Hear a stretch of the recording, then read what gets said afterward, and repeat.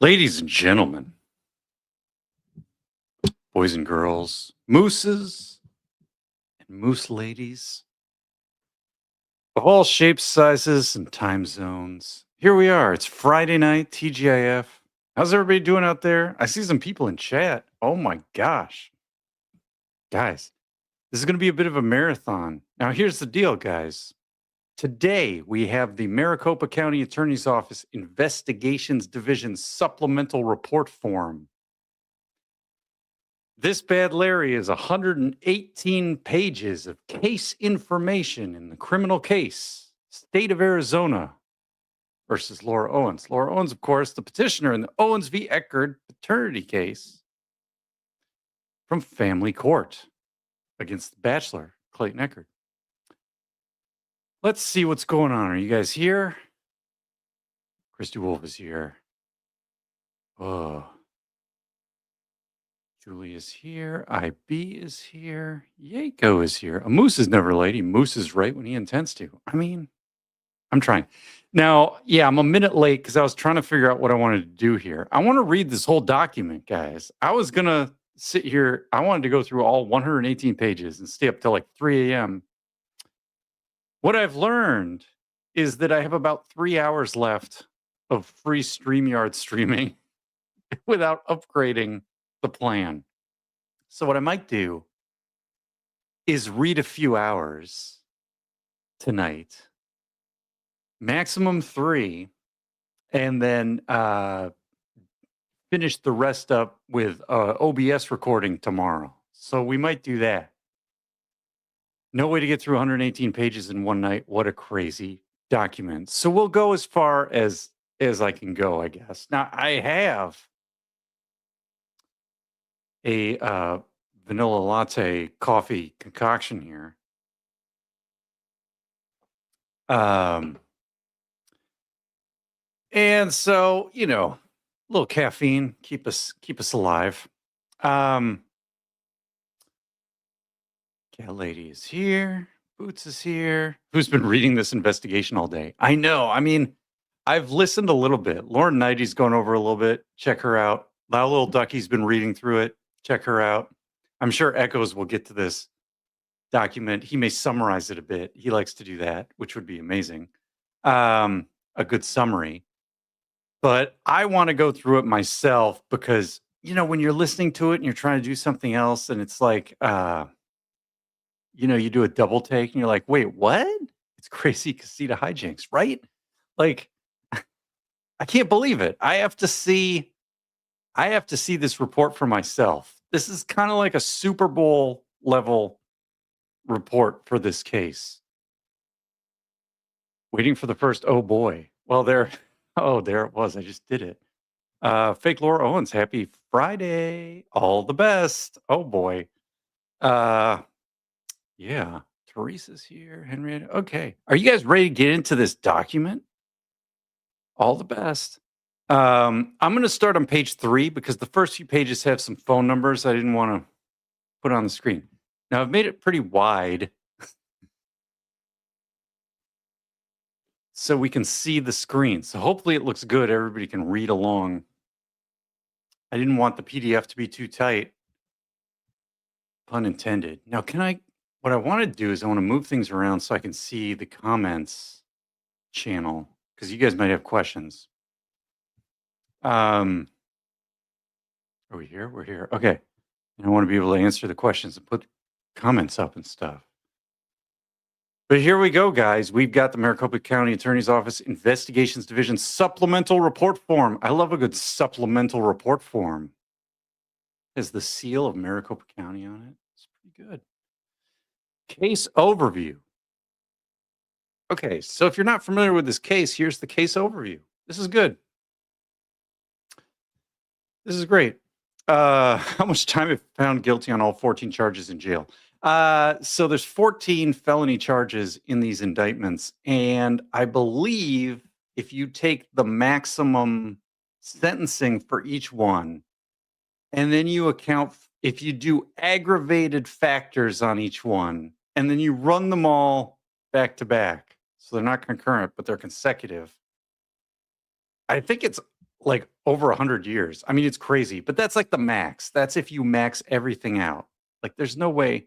So they'll probably try to cut a plea deal. But with 14 charges, with some aggravating factors, I can't see them offering a plea deal of less than a few years of time to serve on these crimes. But that's my take. It's just my opinion. All right, guys. I watched Lauren talk about this. Can't wait for Bruce, Dave, and Megan's take. Yeah.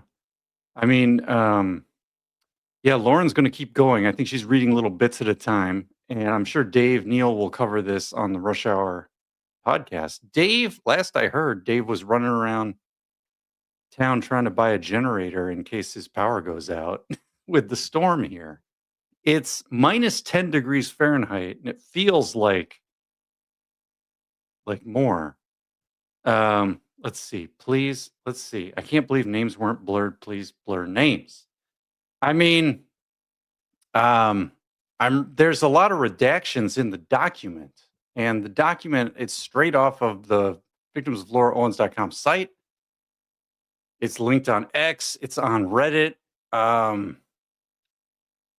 don't know what to tell you. Everybody that is in the document in terms of names, like we can see here, Laura Owens, Clayton Eckert, these are all people who are witnesses, publicly named witnesses in the court case. My cousin's name is on here. Oh boy. I mean, that, let's see, what can we do about this? I don't know. I mean, I'm getting the redacted copy that's already redacted, but it does have names of witnesses, and it is a public crime case. So I'm not sure what to tell you. We're just going to go through the document, and I'll try to skip names, as I read it. But there's not much I can do. I mean, this is the PDF that's on Twitter and Reddit and the docket, or wherever it was retrieved from the court system. But I understand. I'll try to skip past, especially if there's any form letter stuff. We don't need to dwell on that. But this is the case overview. So if you're not familiar with the case, this is a pretty good intro. This case involves 34-year-old female Laura Owens, who is an internet-based personality who hosts a podcast, and a 31-year-old male Clayton Eckert, who is a television personality, having appeared on The Bachelor and The Bachelorette. On or about May 17th, 2023, Laura Owens contacted Clayton Eckert for the purpose of conducting real estate business. Eckert is a realtor. They exchanged information. According to Eckert, Owens was flirty. Shortly thereafter, Owens sent him a provocative video. Owens' side view in spandex-type clothing with a horse. Okay. And Eckert told her to come over. They met on the evening of May 20th, 2023, and were intimate. Eckert reported that Owens performed fellatio twice. Owens contends that there was some penile penetration.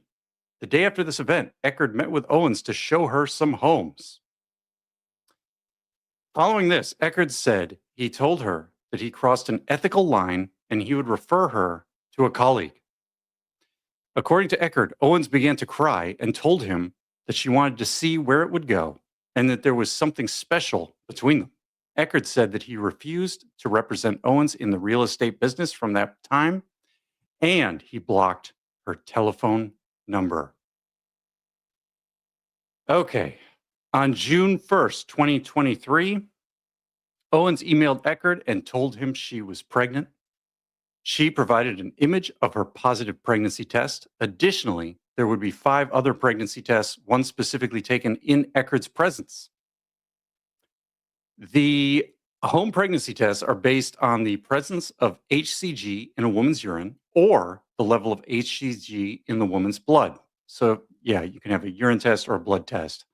The tests that Owens took all indicated that Owens was pregnant due to the presence of HCG.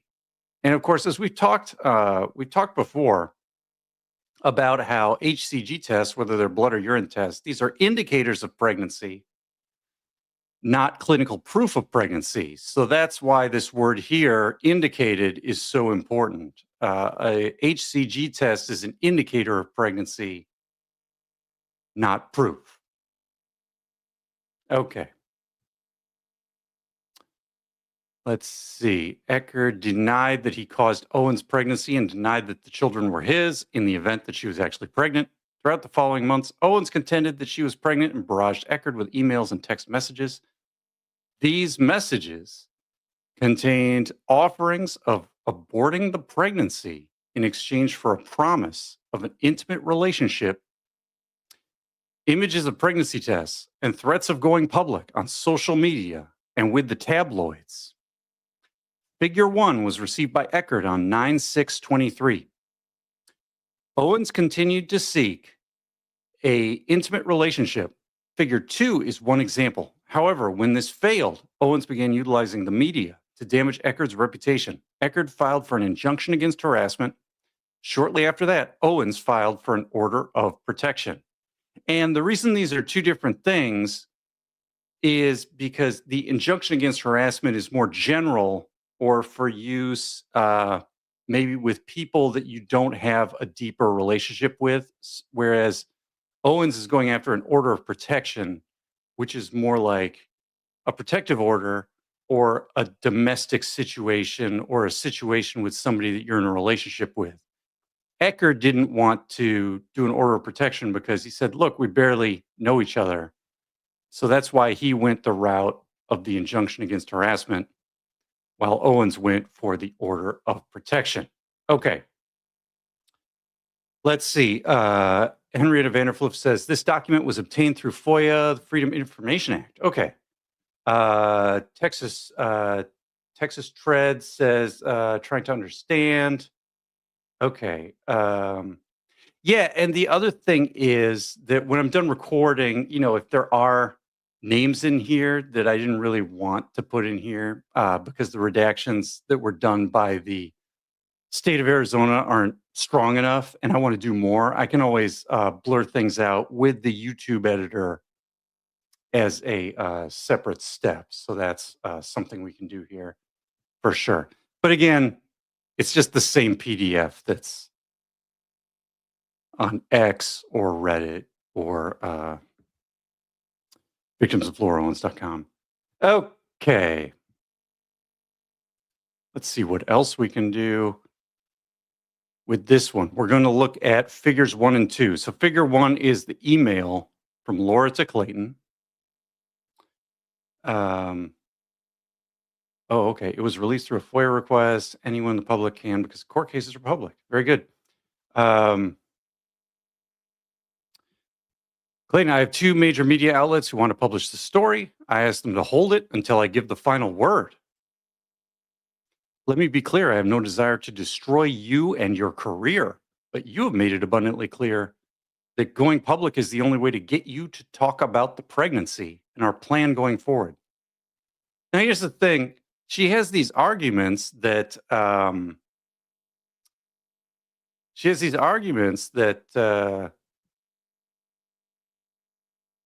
she was trying to contact Clayton through the court system, through mediation, to talk about the fact that at some point along in this supposed timeline, she had a miscarriage. The problem is there were other court hearings, there were these emails, there were other things. She could have talked to him about a miscarriage if she knew at the time. And of course, she didn't do that. So it's a little suspicious to me.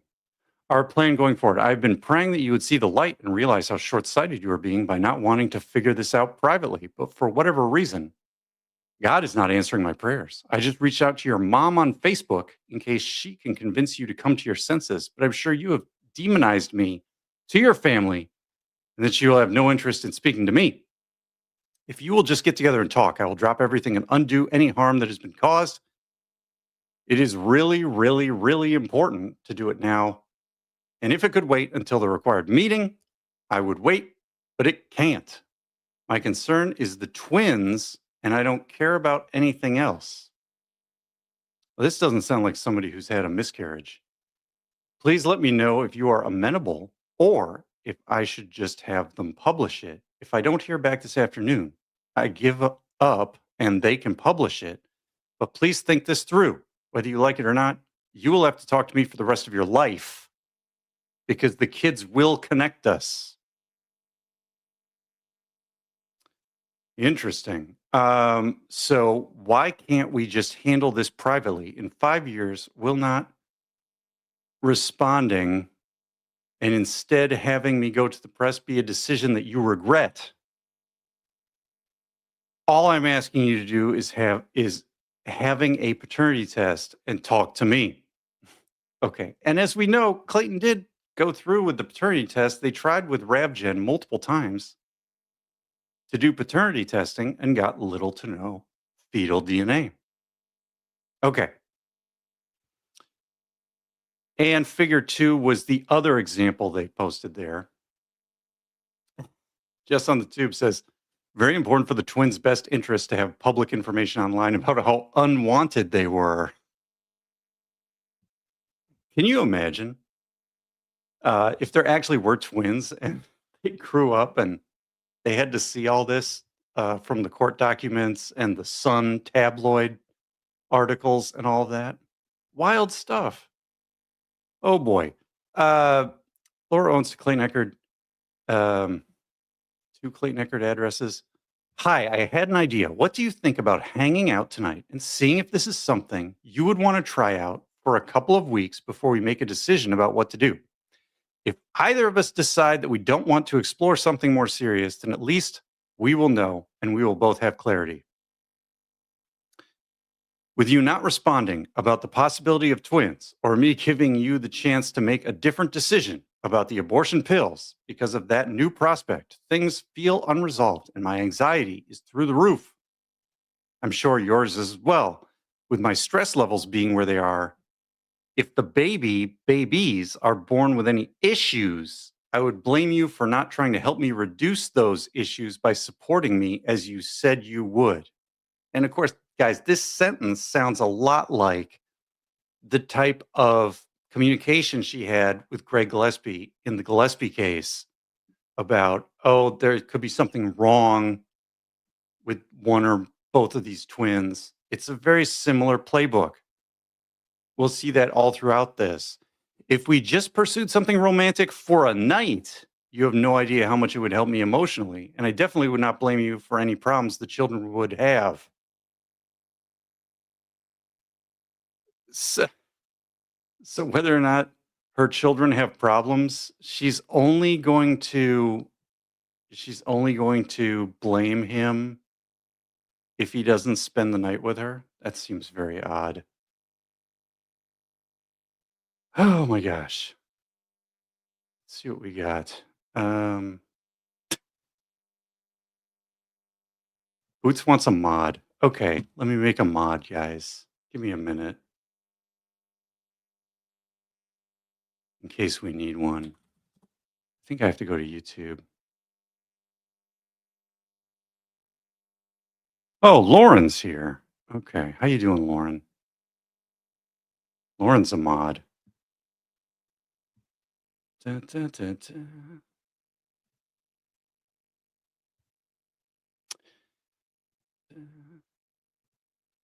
Amazing. Okay, here we are. Who do we need? Where was Boots? Dun, dun, dun, dun.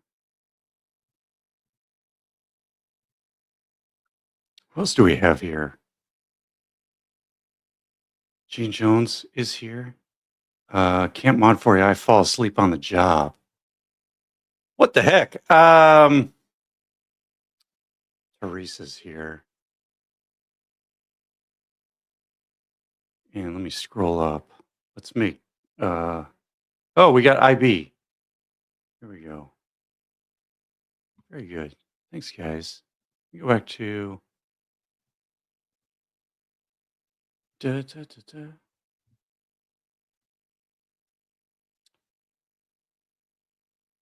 Now, what are we looking at?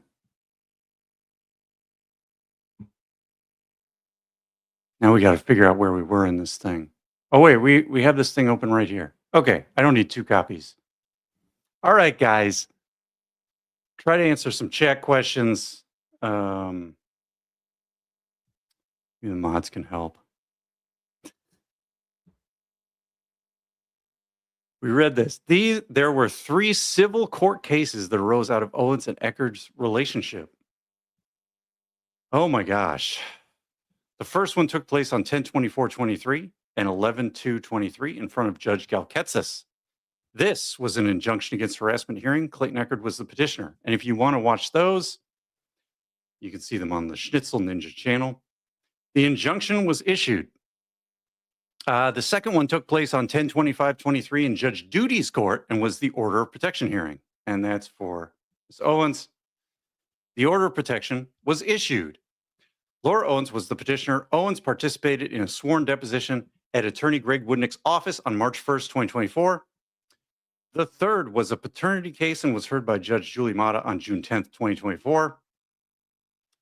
Laura Owens was the petitioner in this case. Laura Owens petitioned for a judgment of paternity showing Clayton Eckerd as the father of her alleged unborn twins and was suing for child support. In parenting time, Owens reported having a miscarriage during the alleged pregnancy and intended to dismiss the case as there was a negative pregnancy test on November 14th, 2023. And of course, we saw hearings that were taking place after November 14, 2023. There was the February status conference in 2024. And that was really the first time that we were hearing in a hearing about this negative pregnancy test. So a long period of time happened between November 14th and the February status conference. Eckerd challenged this and requested a finding of no paternity and a judgment for attorney's fees. And because he had already responded to the original petition, this FC 052114, his response started the mechanical wheels of motion in the court for the entire case to be heard. The petitioner can't simply walk away. Once there's a response, all issues from the petitioner and or the respondent have to be resolved by the court system. So early on, Eckerd had done his own response. Okay. Judge Mata found for Eckerd on both issues and referred the matter to the Maricopa County Attorney's Office for review of Laura Owens' actions pursuant to ARS 13-2702 and 13-2809. So, criminal investigation referral. How are we doing, guys? I still have this. Is there a mod in chat? Sorry, guys. Make everyone a mod like Lauren does. Okay, maybe. Maybe not. Let's see. What are we doing? Boots. I was trying to hide Boots. Uh-oh. The mods are going to mod each other. I thought perhaps we had the real Laura. Oh, boy. Laura wants your paternity test. Guys, oh, my gosh. This is what happens when you go live late at night. Things go crazy. Okay, where was I? We were reading this document. I'm just hoping it has a lot of redactions. I don't know what the problem is here. Okay. Injunction against harassment hearing. Eckerd was the petitioner. Injunction was issued. We've seen all this. Okay. So we have these redacted things here. I don't know what these are. Case and evidence review during testimony in Judge Galketsis court at approximately 11:36 a.m. Oh my gosh. These guys are getting real specific. This is how you know the investigators are investigating. They are detail oriented. They have 11:36 a.m. It's late and I'm feeling loopy. Yeah. Okay, that's very good. Let's see. What else we got? Laura Owens testified that there is no possibility that she could be pregnant by anyone other than Clayton Eckerd during her testimony in Judge John Duty's court. At approximately 8:40 a.m., oh boy, when asked if the unborn children could belong to anyone else, Laura Owens testified stating no, that she had not been intimate with anyone else since March of 2022. when she was violently assaulted and, uh, R word, by a subject named A in Hoboken, New Jersey. Okay. And then there's a bunch of redactions here. During her deposition, after being placed under oath, Laura Owens reported that she and Clayton Eckerd had penetrative sex. Okay, and that's in a deposition, and we have a bunch of redactions here. That's good. Figure 11 is an ultrasound image that was obtained from 1060 OBGYN in New York City, as found in Sarah Owens' medical records. Now, that's Laura's sister. Information noted on the left side of the original image is also missing on the forged image. Additionally, the date on the left bottom of the image has been changed from 6/22/23 to 5/20/23. The forged banner is figure 12 below. Okay, so they have Laura taking her sister's medical records and changing them. There's a lot of sirs in the chat. What is going on, Lauren? Can you calm these people down? What's happening? Okay. Oh boy.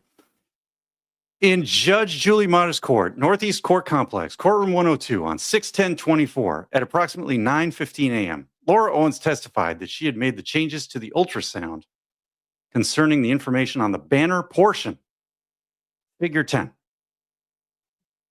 Let's see. However, made no statements concerning the altered portion of the image itself. Owens testified that this image had not been used in any court proceedings.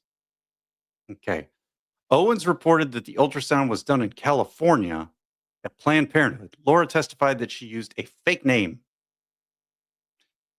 During cross-examination at approximately 9:44 a.m., Ms. Owens testified that she had an ultrasound at Planned Parenthood in Southern California.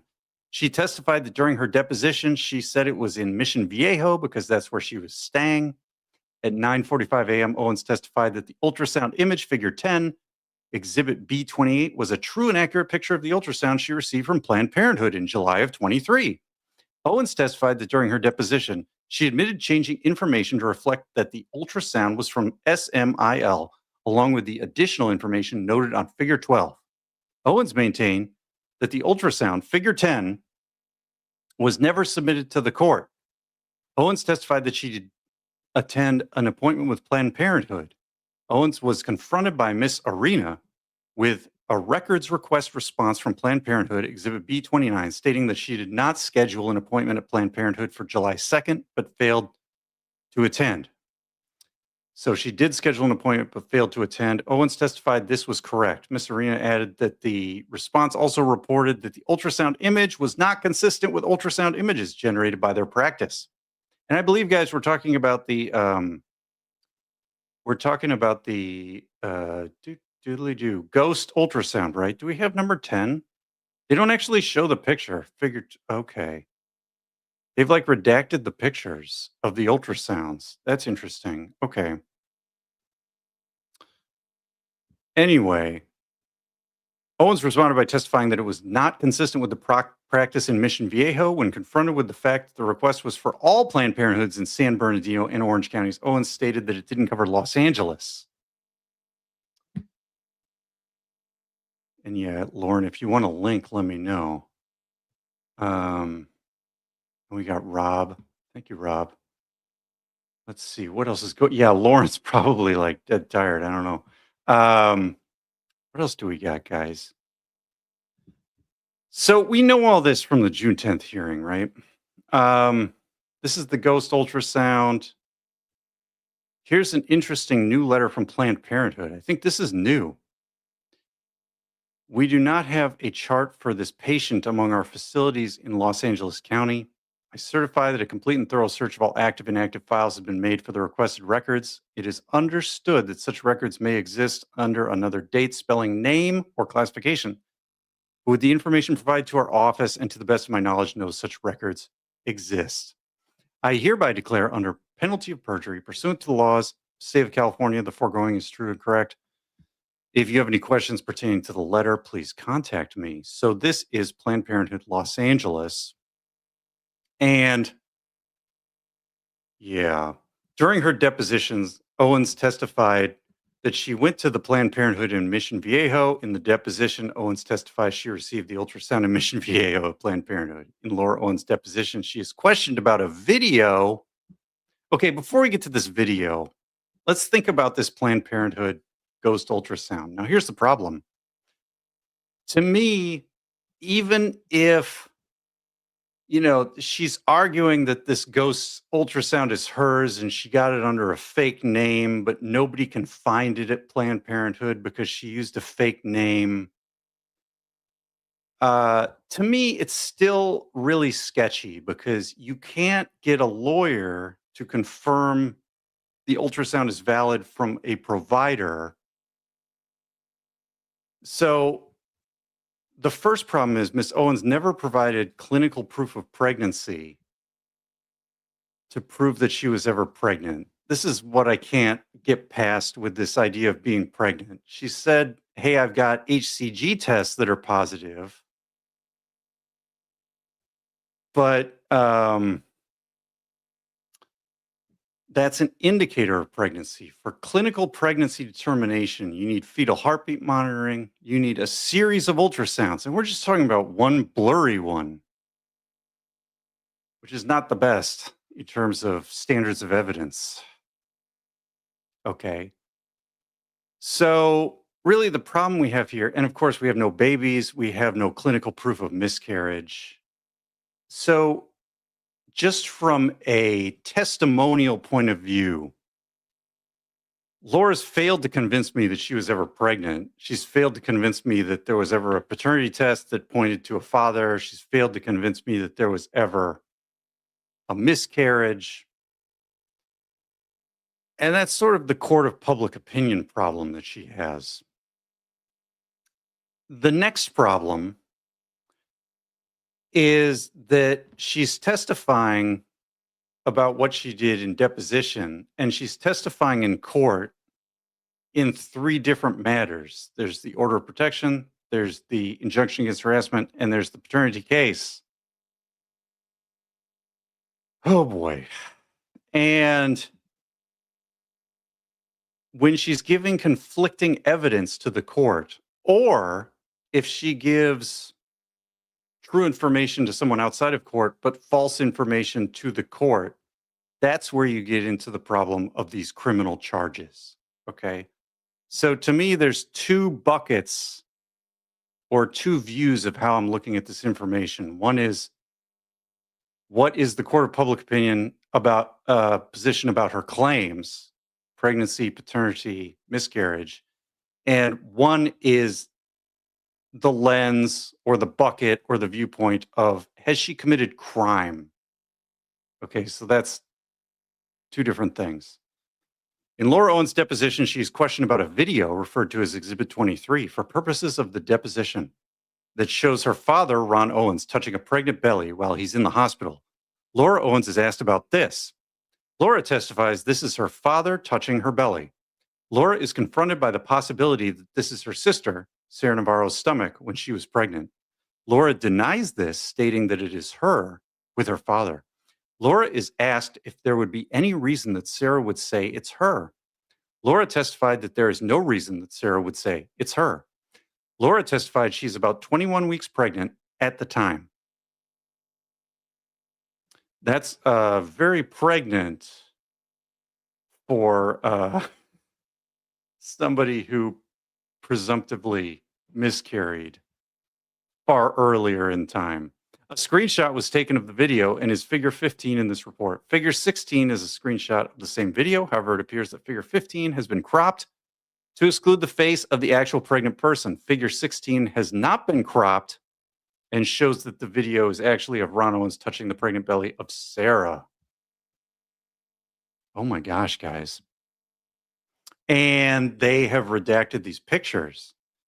Additionally, the video that figure 15 was taken has no audio track. The video from figure 16 has an audio track, and Laura and her mother, Jan Black, can be heard talking in the background. And of course, this video was sent to Clayton, and I believe Reality Steve and Dave Neal. And I actually have an original copy of this video. It's actually 2 files. And the copies I have are consistent with this description where there's the cropped face of the actual pregnant person and the lack of audio. Now, I did some metadata analysis on these files, and what I determined was that the files were rendered with some sort of program like a video editor or something like that. And those new files that were rendered, presumably to crop them and to take the audio out, those were rendered approximately within a few hours of sending the email with those video files to Clayton, Dave Neal, Reality Steve. Okay. So to me, it was clear that it was not like original files that you would get if you just took a video off your iPhone or your Android phone and mailed it to someone. It was clear it was a file that had been re-rendered after doing audio and video editing. Okay. There we go. Has Dave covered this yet? I think he'll probably talk about it on the next Rush Hour podcast, I'm sure. He'll probably get the summary notes. I'm reading through the entire document, and we'll see how far I get, but yeah, pretty amazing. Is there flipping out in the casita tonight? I don't know.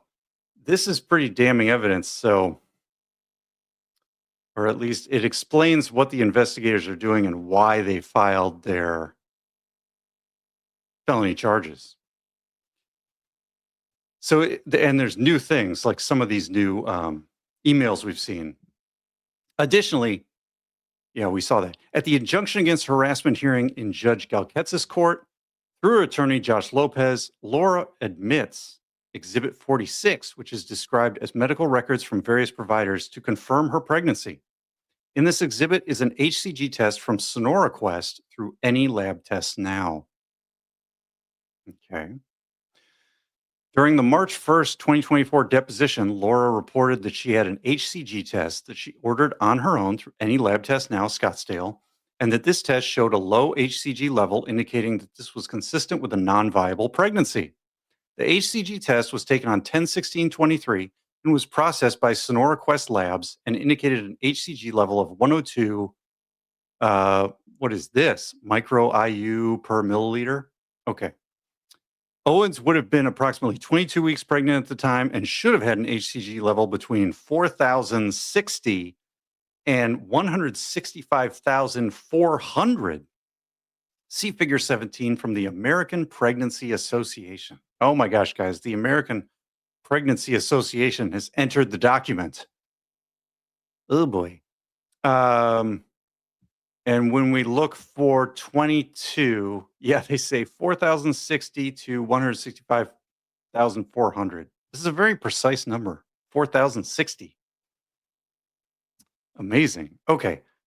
During the June 10th, 2024 hearing in Judge Mata's court, Laura Owens testified she went to Any Lab Test Now and ordered an HCG test. Owens testified that the test indicated an HCG level of 102 and that she learned that this level was not consistent with a viable pregnancy. We can see that up here, non-pregnant, 55 to 200 ng per milliliter. Okay. Owens also testified she doctored this test one time. Owens reported that she did this for the purpose of sending the test results to Dave Neal in an effort to get him to stop creating harassing videos of her. And I mean, if you send Dave something, Dave's just going to make a video about what you sent him. That's not going to get him to stop making videos. But anyway, the other problem with this is, her argument is, well, I changed this test, this 102 test. Owens agreed she changed the HCG level from 102 to 131,902. Owens stated she altered this HCG report, increasing the level, and offered it to a content creator as support for pregnancy, but did not offer it to the court. And my problem with that is, you are not going to get far with the get far with the court of public opinion by doing something like that, by doing something deceptive like that, right? Like it may not be illegal, but it certainly is part of a pattern of bad behavior, right? Okay, not true. Dave has never made a video about me.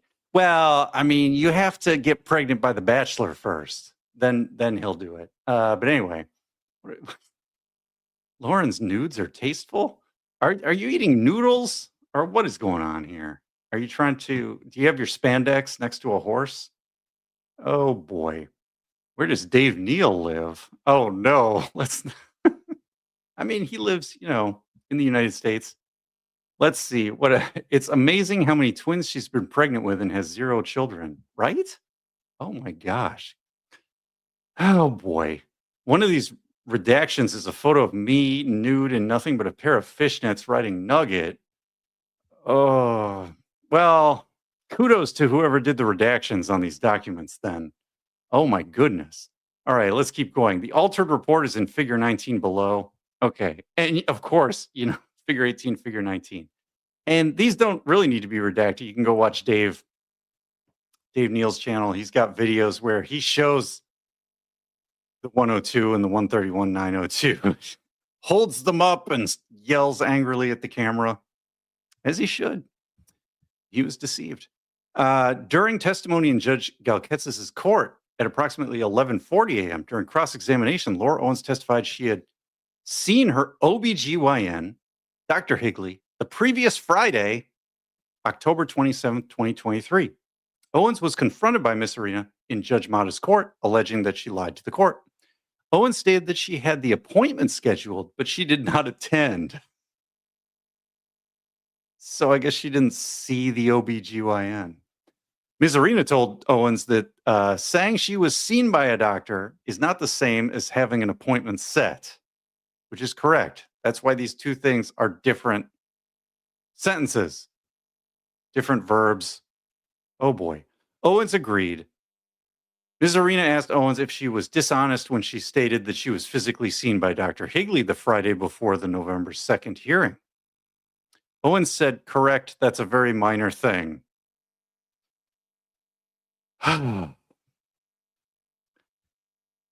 Here's the thing, guys. When you're in court, if you're doing a deposition or you're on the stand, you have to be very precise with your words. And regardless of the criminal charges in this case, throughout all these court cases, Miss Owens has not been precise and specific with her words, other than what I read as a way to carefully craft sort of ways out of what she's saying. Okay, so that's a lesson for everybody, I think. We want to try and be impeccable with our word and be precise and have attention to detail and some discipline around our communication. Laura Owens agreed she had never been seen by Dr. McCool or Dr. Higley for any medical appointments. And this is another thing with the court of public opinion. If Miss Owens' claim that she was pregnant by the Bachelor is true, and she was pregnant, but she mysteriously had a miscarriage somewhere that she doesn't even really know when it happened. She never saw an OBGYN. She never got series of ultrasounds. She never got fetal heartbeat monitoring. She was being negligent in terms of the care for these supposed twins, which is almost worse than where we are today in terms of, well, it seems like fraud as opposed to this strange feral pregnancy that went wrong. Because that would be negligence. Oh boy. All right. Let's see. What else do we got? Owens admitted to lying regarding the fact in the paternity hearing on the 10th day of June in court during the deposition with Mr. Woodnick. Mr. Woodnick reviewed all of the medical providers and prescription drugs that Owens had, including asking about Pregnal. Oh, HCG. Owens denied being prescribed Pregnal and never mentioned seeing Dr. Carmen Mora, Innova Med Spa. Innova Med Spa provides a Pregnal HCG diet, figure 20. This is interesting.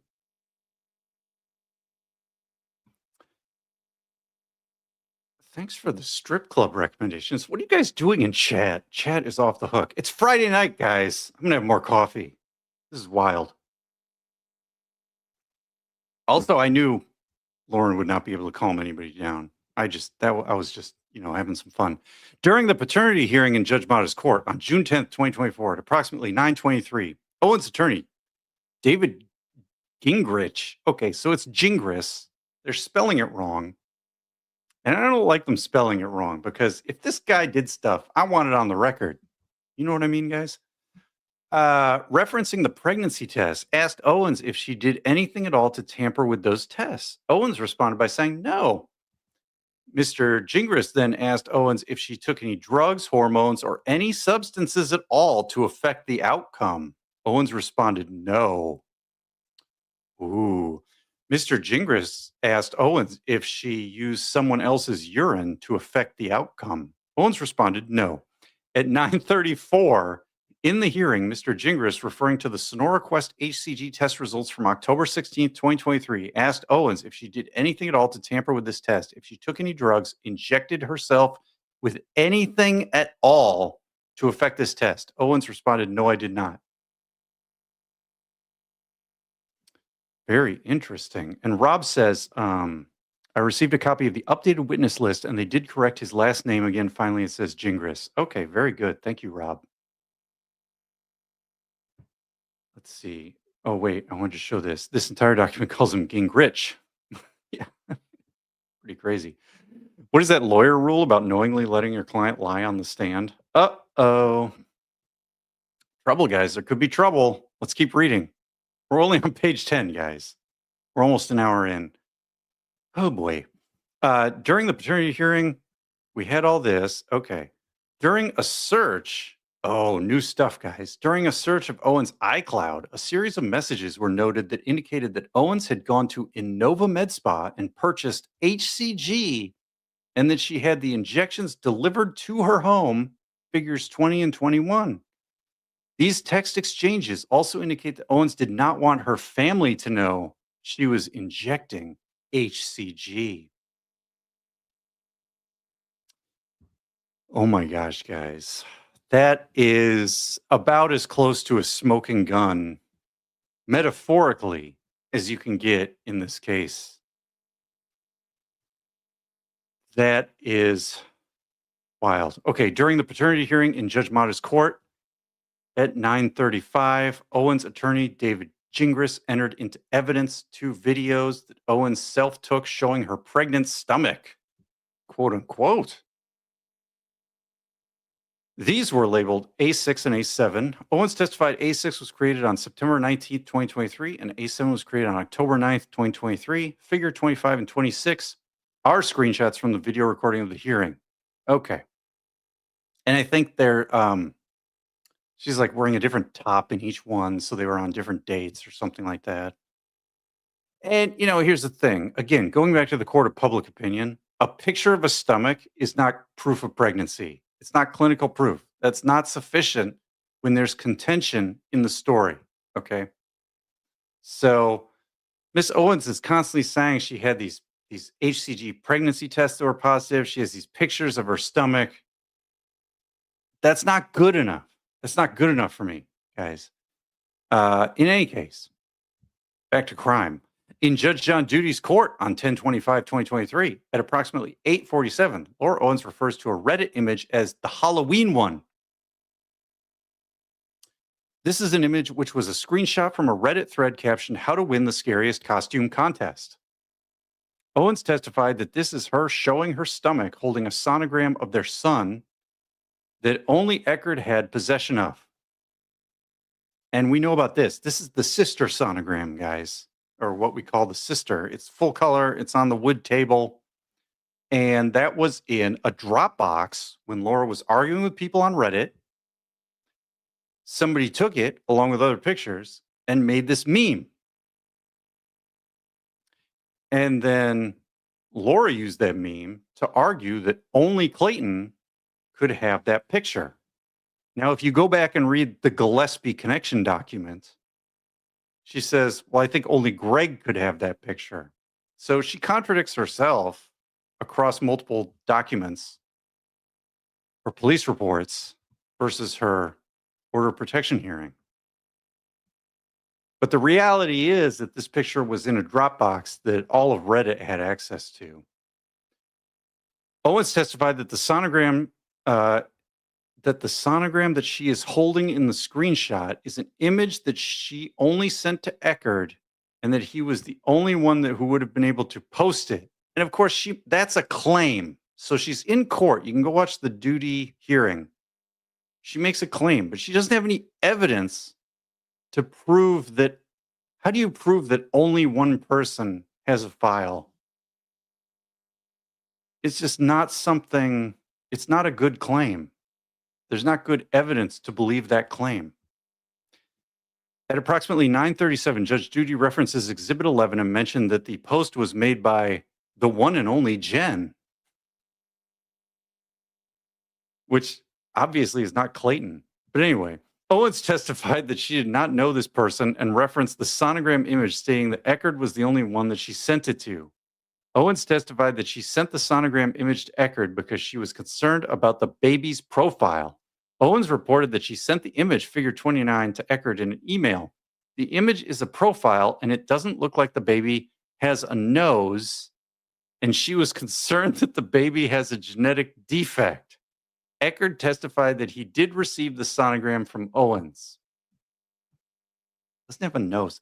I mean, is she an expert in reading sonograms? But anyway, there's a picture of this. This is what we call the sister sonogram. And of course, we know, I have a video on it. Gingras on X said, oh, well, that's just her sister's sonogram. That's not her sonogram. So she's sitting here talking smack about her sister's own sonogram, saying it doesn't have a nose. Maybe it has genetic defects. This is such trouble. A similar sonogram image was located during the search of Owens' iCloud. Oh, here we go. Here's some new info, guys. The image was determined to have been Owens' sister, Sarah, which was originally created at Northwell Health in New York City on 2/13/23. Oh. Laura Owens altered the image by removing Sarah's first name, because you can see up here, there's just a last name. You normally would never get one of these things with only a last name on it. Doesn't make sense. And the Northwell Health stamp. Okay, so somewhere up here, there was a Northwell Health stamp from New York City, and people would say, why is this from New York City? So this is new information. This is interesting. Okay, so this confirms. We actually found an instance where Gingras was correct. It was the sister sonogram. Guys. Oh my gosh. Let's see. Why would he even say that it was her sister's sonogram? Yeah, because he's a wacky dude. The genetic defect is that it's related to Laura, sir. Everybody's saying sir now. Oh boy. I'm not that fancy, guys. I'm just a moose. I'm not a sir. How does Laura come up with this shit? I don't know. Oh my gosh. Reminds me of that old commercial about when the mother smokes, the baby smokes too. Does Laura have a nose? I don't have a nose. My baby doesn't have a nose. Oh boy. Upset that penile penetration didn't get an oh boy. Oh boy. Well, I mean, chat was going crazy. I don't know what happened on page 1. Page 1 was nuts. Okay, let's go. Keep going. Page 3. This investigation has shown that the allegations of paternity, as well as the ensuing restraining order hearings, were brought about by false allegations, lies, and contrived evidence that were intentionally orchestrated by Laura Owens in an attempt to increase her notoriety. Her notoriety. Laura Michelle Owens attempted to blackmail Clayton Eckert, a television personality, into an intimate relationship and likely would have deceived her way into an actual pregnancy, thereby reaping financial gains through child support payments as well as other financial incentives. Additionally, with increased notoriety would come an increased subscribership to Owens' podcasts, resulting in increased commercial value. I mean, this is a good theory of the case. And I'm definitely seeing evidence of the evidence tampering and of the perjury. But this paragraph gets heavy into motive. I don't know what you think about this, Lauren, because to me, I don't know if they've shown me enough evidence here for me to 100% believe these motivations. These could be true. I believe they could be true for sure. This is a reasonable theory of the case. I just need to see a little bit more evidence behind it. Okay. Charges requested. One count of fraudulent schemes, class 2 felony, between the 20th day of May and the 10th day. And I think we've seen these. These are just the, is there new stuff here? Laura Owens, an adult female podcast host, created a scheme to elevate her notoriety and increase her commercial value by attempting to blackmail Clayton, a television celebrity, into a romantic relationship by fraud, trickery, and deception. I mean, I believe she was trying to blackmail and trick him into a romantic relationship by fraud, trickery, and deception. Was it to increase her commercial value and elevate her notoriety? The investigation continues. To this end, Laura Owens perjured herself in court hearings and a deposition, as well as tampering with evidence, forging documents, and material misrepresentation, deceiving the courts and the victim, Clayton Eckert. That part I definitely agree with.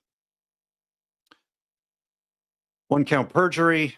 Okay, so this is November 2nd, 2023. At approximately 11:36 hours, Laura committed perjury while testifying in Maricopa County Superior Court in front of Judge Galketsis. While she testified, there was no possibility that she could be pregnant by anyone other than Clayton, by stating there's no chance they're anybody else's. She also sort of said the same thing to Judge Duty, which I think they're getting too down here. Okay, I'm getting ahead of myself. It was determined that Owens had sexual intercourse with N on or about the 5th day of May 2023 and on or about the 27th day of May 2023. So this is new information, guys. They have evidence that Laura was getting it on with someone else right around the time she was meeting Clayton. That's a bombshell, guys. One count perjury. On the 25th day of October 2023 at approximately 8:40, Laura Owens committed perjury when testifying in Maricopa County Superior Court in front of Judge Duty, when she testified there was no possibility she could have been pregnant by anybody else other than Clayton, by stating, "No, I haven't been intimate with anyone else since March of 2022. And of course, we've got these dates that she had sex with N on or about the 5th day and the 27th day of May 2023. So that's a contradiction right there.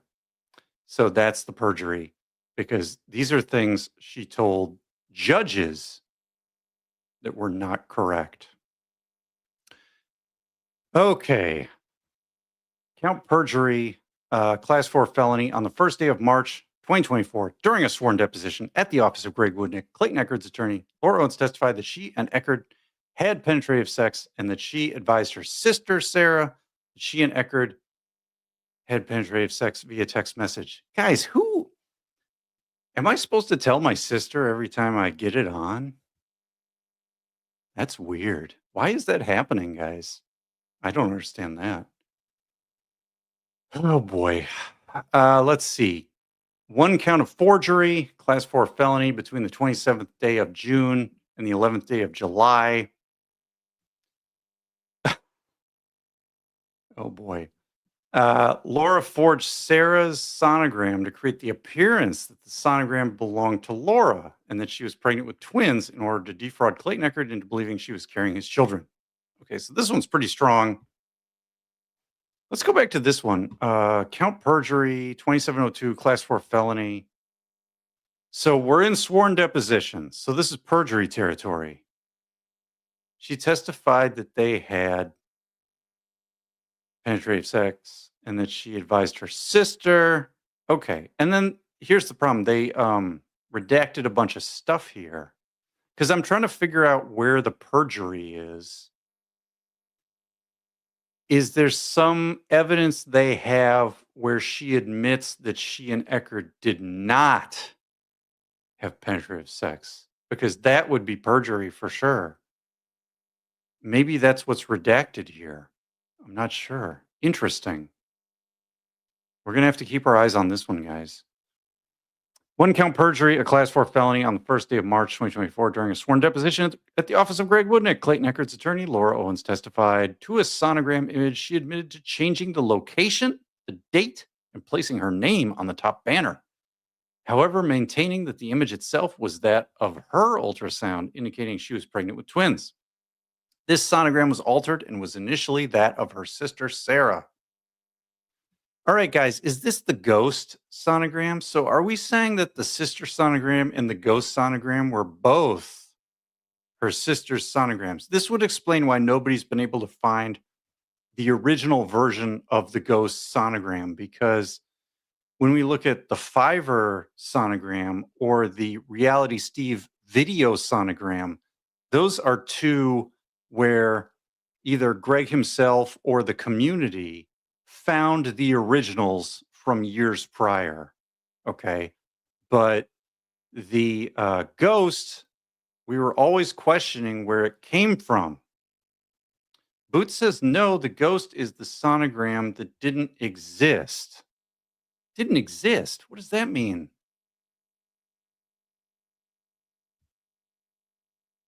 Do I have a comment up there for forever? I keep doing that. Okay. 2 counts of perjury, a class 4 felony. This is really confusing to me because this should be when she changed the location date and placed her name on the top banner. Is that the sister sonogram or the ghost sonogram? The ghost sonogram was a twin sonogram. That's why it looks like a ghost, like it's got 2 eyes in the ghost. She never had a sonogram. The limit doesn't exist. No, I know that she never actually had a sonogram of her own. I'm just saying that in this case, in the Clayton case, there are 3 sonograms. There's the Reality Steve video. There's the ghost, which is the very high contrast black and white. And there's the sister one, which we just saw a photo of. So this is interesting. So this may be saying to us that the ghost sonogram and the sister sonogram are both from her sister. Okay. Now, class 4 felony perjury on the 10th day of June. Laura Owens committed perjury while testifying in Maricopa County Superior Court in front of Judge Julie Mata when she testified to a sonogram image. Owens' attorney asked if she had a sonogram done in California. Owens responded by stating, "Yes, I did." Owens admitted to changing the location, the date, and placing her name on the top banner. This sonogram was altered and was initially that of her sister, Sarah. Okay. Very good. A class 4 felony perjury on the first day of March 2024 during a sworn deposition at the office of Greg Woodnick. Clayton Eckert's attorney, Laura Owens, testified to a video clip of her father, Ron Owens, in the hospital bed, rubbing her pregnant belly. Owens maintained that this was her and her father by stating, "My dad is in the hospital and he touched my stomach." However, Owens' face was not visible. If you're going to try and prove, like, first of all, somebody touching your stomach is not clinical proof of pregnancy. But if you are going to try and use it as proof of pregnancy, you should at least show your face. This is just such bad evidence. Laura constructs really bad evidence. The original video was located during the investigation, and it can be seen that Owen's sister, Sarah, is the subject of the pregnancy. And I think they said they could hear Laura and her mom in the background as well. Oh boy. One count of perjury, class 4 felony. On the second day of November 2023, at approximately 11:40 hours, Laura Owens committed perjury while testifying in Maricopa County Superior Court in front of Judge Galketsis when she testified that she had seen her OBGYN, Dr. Higley, the previous Friday by stating that another OBGYN that she is seeing is Dr. Higley, who I saw last Friday. Owens admitted to lying regarding that fact in the paternity evidentiary hearing on the 10th day of June. And this is why you have to be precise with your words, especially when you are in deposition or on the stand. Because even if you make an honest mistake, people may judge it as a lie or even perjury. Okay, one more count of perjury.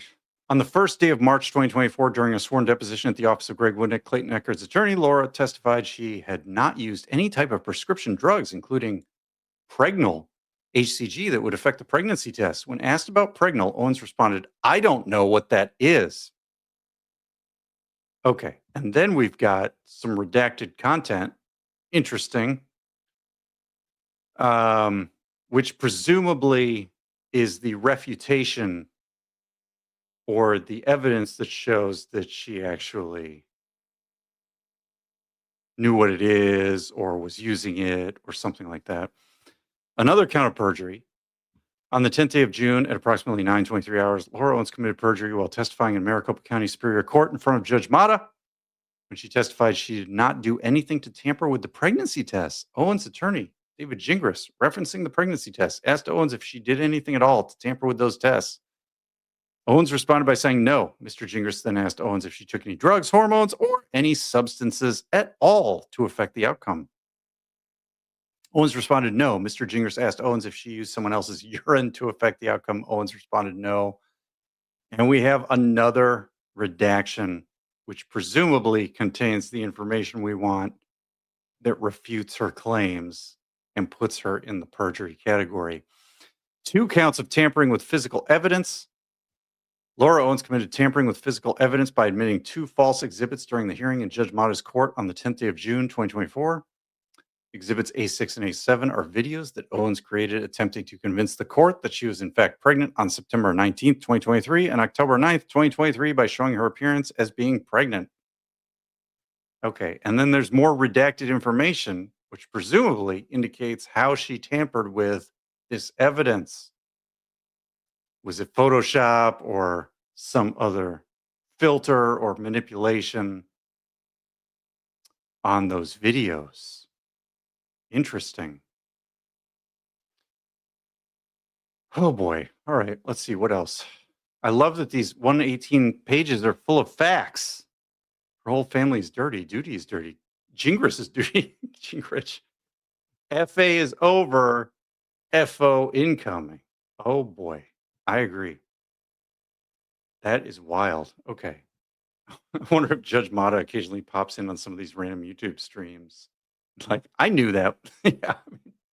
That's why you refer to investigators to go investigate, because the investigators may find that there's nothing wrong. They may find that there's nothing they want to bring charges for. But in this case, we have what do we have, guys? We have 14 felony charges. If 12 is a dozen and 13 is a baker's dozen, then 14 is a faker's dozen. How about that? It is my duty to inform you that Laura was never pregnant, sir. Thank you, Lauren. Okay. Wait, I've actually seen my OBGYN at the gas station putting air in his tires. I mean, yeah, she could have she could have said, "Yeah, I saw him at the gas station last Friday. He rubbed my belly. Give it a little poke like the Pillsbury Doughboy." 2 counts of perjury. A class 4 felony. I didn't leave any comments up, did I? Okay. Laura Owens committed perjury on June 10th, 2023 at approximately 9:35 hours by admitting 2 false exhibits and testifying to their validity. Okay, and again, we're going through exhibit A6 and A7. Okay, so we have tampering with physical evidence and perjury, both related to exhibits A6 and A7. Oh boy. Owens was asked about these videos. Owens stated, "That's me showing my pregnant stomach." Regarding A7's, Owens reported that she took that video on October 9th. And then there's redacted information, presumably indicating why she would have known she wasn't actually pregnant. Moving this to the perjury category. Another count of perjury, a class 4 felony. On the 25th day of October 2023 at approximately 8:47 hours, Laura committed perjury while testifying in Maricopa County Superior Court in front of Judge Duty when she testified regarding a sonogram that was attached to an image of herself in a spoof Halloween costume package from Reddit. Did anybody have Reddit honeypotting Laura Owens into committing perjury on their bingo cards? Because I don't. Owens testified that the sonogram image she is seen holding in the overall image is a sonogram of our son that only he had possession of. So she knows it's a boy. Oh boy. Owens' attorney asked if this was a sonogram she sent Eckert or if anyone else received it. Owens stated that the ultrasound was not sent to anybody else. And we know that's false because it was in the Dropbox Reddit had access to. This sonogram image was found to have been from Owens' sister, Sarah. Okay. Very good. That's the intro, guys. Is that just the intro? Oh my gosh. Let's keep going. We have a release questionnaire. I don't think we need to go through this release questionnaire.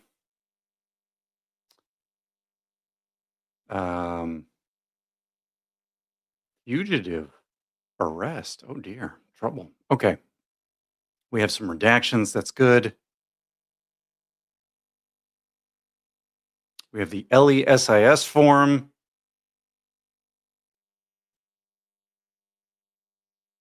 Okay, and we have another supplemental report form. Interesting stuff, guys. Here we go.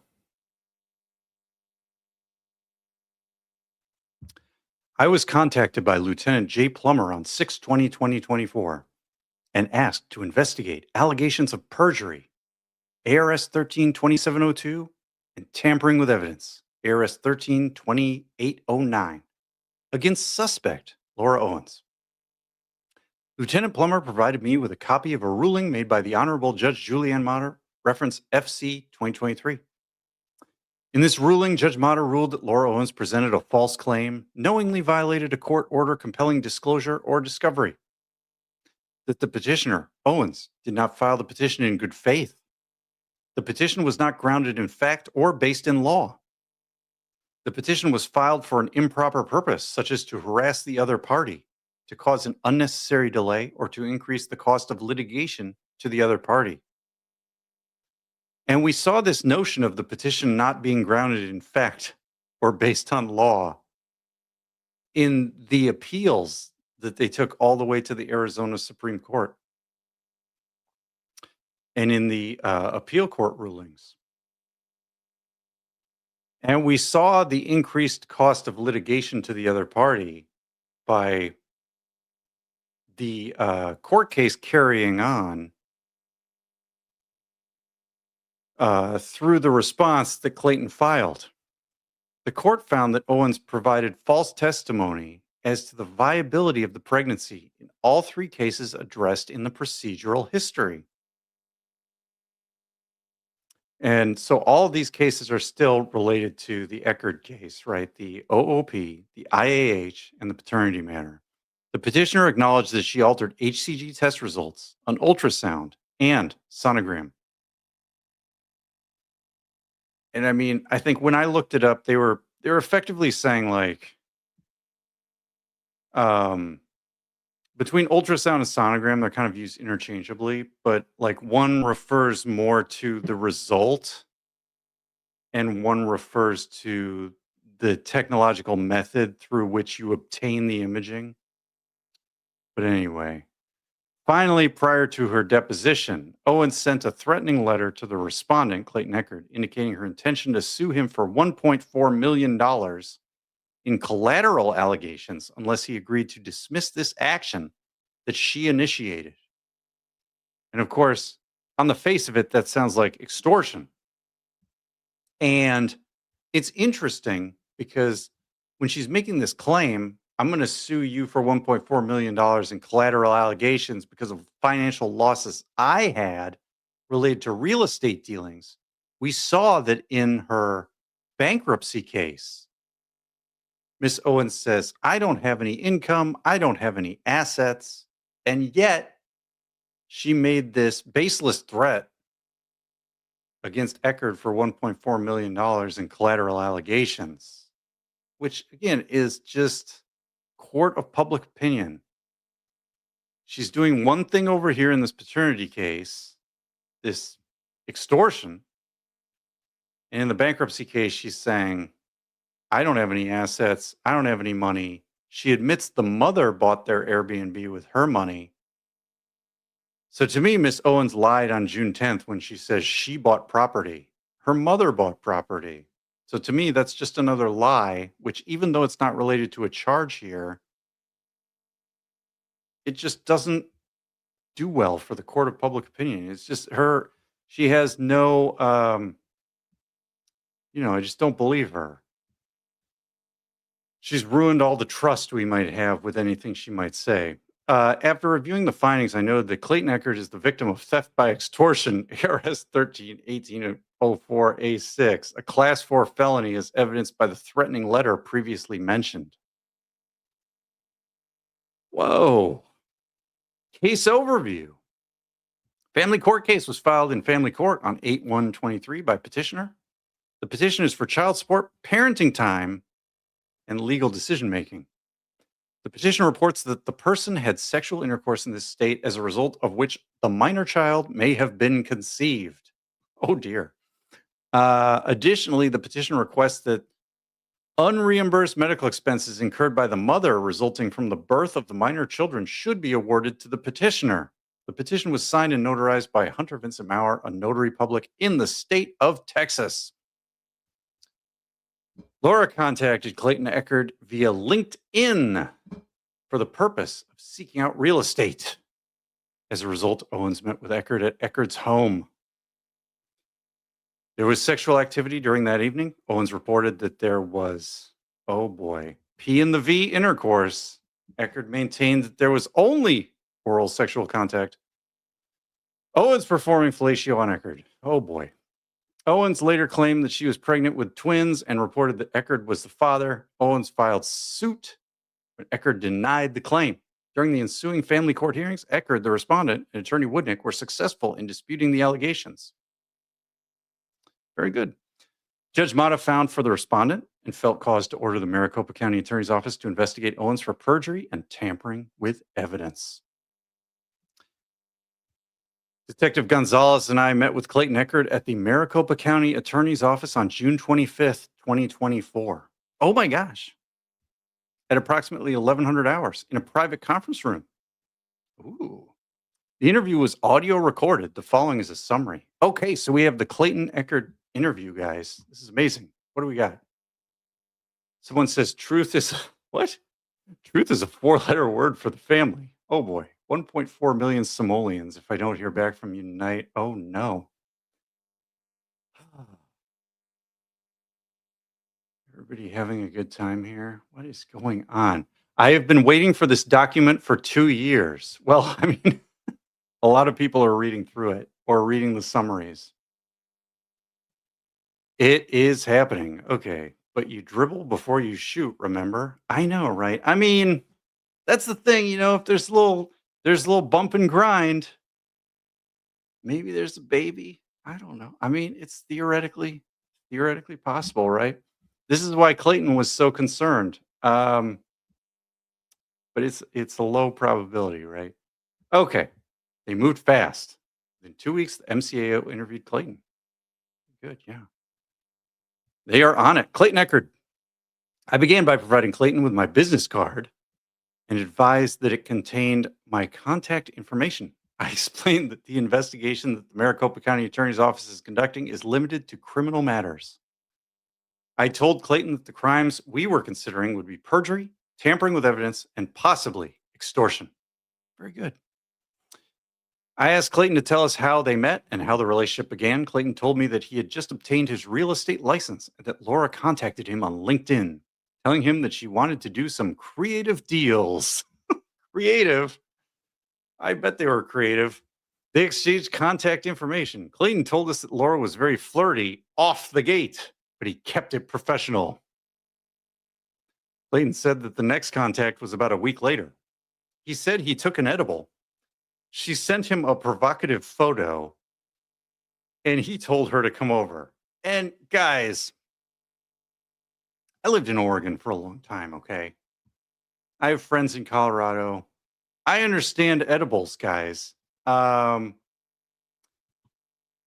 you take an edible, it's not going to like completely change your judgment. You might relax, you might slow down a little bit. I feel like Clayton's kind of leaning on the edible because let's be honest, this is kind of an embarrassing story for him. So I can understand. I can understand why he keeps mentioning how he took an edible. Laura did come over and she performed oral twice. Oh boy. Clayton said that they didn't have sexual intercourse. Clayton said that the second time Laura ran straight to the bathroom. Oh my. He said he didn't think anything of it at the time. Clayton said that he went to sleep and the next day he showed her homes, as one does. Clayton said that he told Laura that this was a mistake. He shouldn't have crossed the professional boundary and that he could refer to her to one of his coworkers. And to me, if she was serious about buying houses, I would have just hopped realtors. Like, take the referral. If somebody wants to give you a referral, like a contractor, an electrician, a roofer, a realtor, you take the referral if you want to get your business done. So to me, this indicates she was never serious about buying any homes. And in the bankruptcy hearing, she admits she never bought any home. Her mom bought the Airbnb with whatever weird financing her mom used. In any case, at this, Laura began to cry, telling him that she wanted to see where this would go and that she thought there was something special between them. She told him that she still wanted to work with him. I asked Clayton if Laura knew who he what if Laura knew who he was prior to this. I see. Clayton said that he feels that she targeted him and that she claimed that she had tried to contact his office but couldn't get a hold of anyone. That seems suspicious. Clayton told us that he checked with his old office and they said they never heard from this woman. There you go. So that's sketchy. Clayton added that they also saw that the last 8 guys she followed on social media were all athletes, real estate agents, good looking guys. Clayton said that Laura also applied for The Bachelor. They spelled The Bachelor wrong. That's funny. During a previous season. He said she claimed not to know who he was and that she never watched the show, but she's interviewed former guys from the show. And we've seen that. She was interviewing former bachelors from the TV show at the radio station in San Francisco. There were Instagram photos of her and her dogs watching Bachelorette or something like that. Oh boy, what do we got? Jinkers has a new blog entry dated January 22nd. Oh dear, we're gonna have to check that out. Maybe not tonight though. Given her new exposed financial situation, she 1,000,000% targeted him. I mean, it certainly looks that way. Her parents are supposed to be these, high society, connected people from the industry. You'd think that if she needed a realtor for an Airbnb, she could get a referral from someone her parents knows. She doesn't have to go to LinkedIn to find the bachelor, right? Doesn't make sense. Protect yourself, Bruce. She could come for you next. I mean, what is she going to do? Like, knock on my door and, I don't know, take my water? I don't know. Anyway, let's see. Oh, Ben F. Yeah. And I think there was another one too. Yeah, Ben F. and one more. were in the radio studio, I think. Can't remember who the other one was. But anyway, let's keep going. Clayton thought his name may be Chris Lane and thinks she may have tried to get him caught up in a situation. Chris was a previous bachelor. Do they mean Chris Soules? I think they mean Chris Soules because Chris Lane is a musician who's married to someone who was on a lady who was on The Bachelor. But Chris Soules was a bachelor. So I think maybe that's an error they have there. I don't know. Let me know what you guys think. Because yeah, and Ben F. This was all that was around the Caitlin Bristow time frame, and I think Caitlin Bristow came from the Chris Soules season. Guys, can you imagine if Laura Owens was on the same Bachelor season as Caitlin Bristow? Oh, Ben Zorn, he was the one on. Were they both on Caitlin's season? I can't remember. Ben Zorn was for sure because they did the escape room, and I love escape rooms. Anyway, I digress. I said that I understood that Laura came to his place. He had an edible before and asked if Laura took an edible. Clayton said that she did take one when she arrived. I said that I understood that there was oral sex twice, and after the second time, she ran into the bathroom. Clayton indicated so. I asked why he thinks she ran to the bathroom. Clayton said he didn't think she had any intention of spitting it out and then pushing it inside herself, but that was his concern. Oh, the old turkey baster maneuver, guys. Oh no. It's a hypothesis. Clayton said the watch the first time they were on the couch and she swallowed. Oh boy. The second time they were on his bed and she ran to the bathroom. He assumed she was going to spit it out, but then 11 days later, after he blocked her, she told him she's fertile, that she felt his fluid down there, the old bumping and grinding, and that she might be pregnant. 3 days later, she messaged him and said that she was pregnant. Of course. Clayton told us that he blocked her because she told him that she wanted to date him and that she won't move forward with the real estate deals unless he dates her. And here we see the beginning of this contractual behavior. This you give me something, I'll give you something that she seems to do with Mike and Greg and Clayton. Oh boy. Let's see. What else do we got? Clayton told her that he was done and he was going to pass her off to one of his coworkers. Laura said she didn't want that. If she really wanted to buy property, she would have taken the referral. Clayton responded by telling Laura that he was done. She should find someone else. He's not representing her. Clayton said that he became concerned that Laura spit his Krusty Clayton's out and inserted it into her after she told him she was pregnant. Oh boy. What a mindfuck, guys. This is crazy stuff. What else do we got? Is the chicken soup vid still up? If so, it needs to be gone now. I believe it's still the TEDx talk is still up, I believe. If that's what you mean. Good golly. Rob says, by the way, why 1.4 million? Was that the value of the property their parents own? She was trying to pay it off. So I believe that when she was doing these offers with Clayton, there were sort of two offers that they were talking about doing, and the sum of the property values for those two properties equals 1.4 million, which is not like that's not your equity. So I feel like she just doesn't understand finance, if that's correct. Ben F from The Bachelor was one of her victims. Oh dear. I don't know what happened between them, but I wouldn't be surprised. Let's see. Okay. People are just doing chat. It's all control and punishment.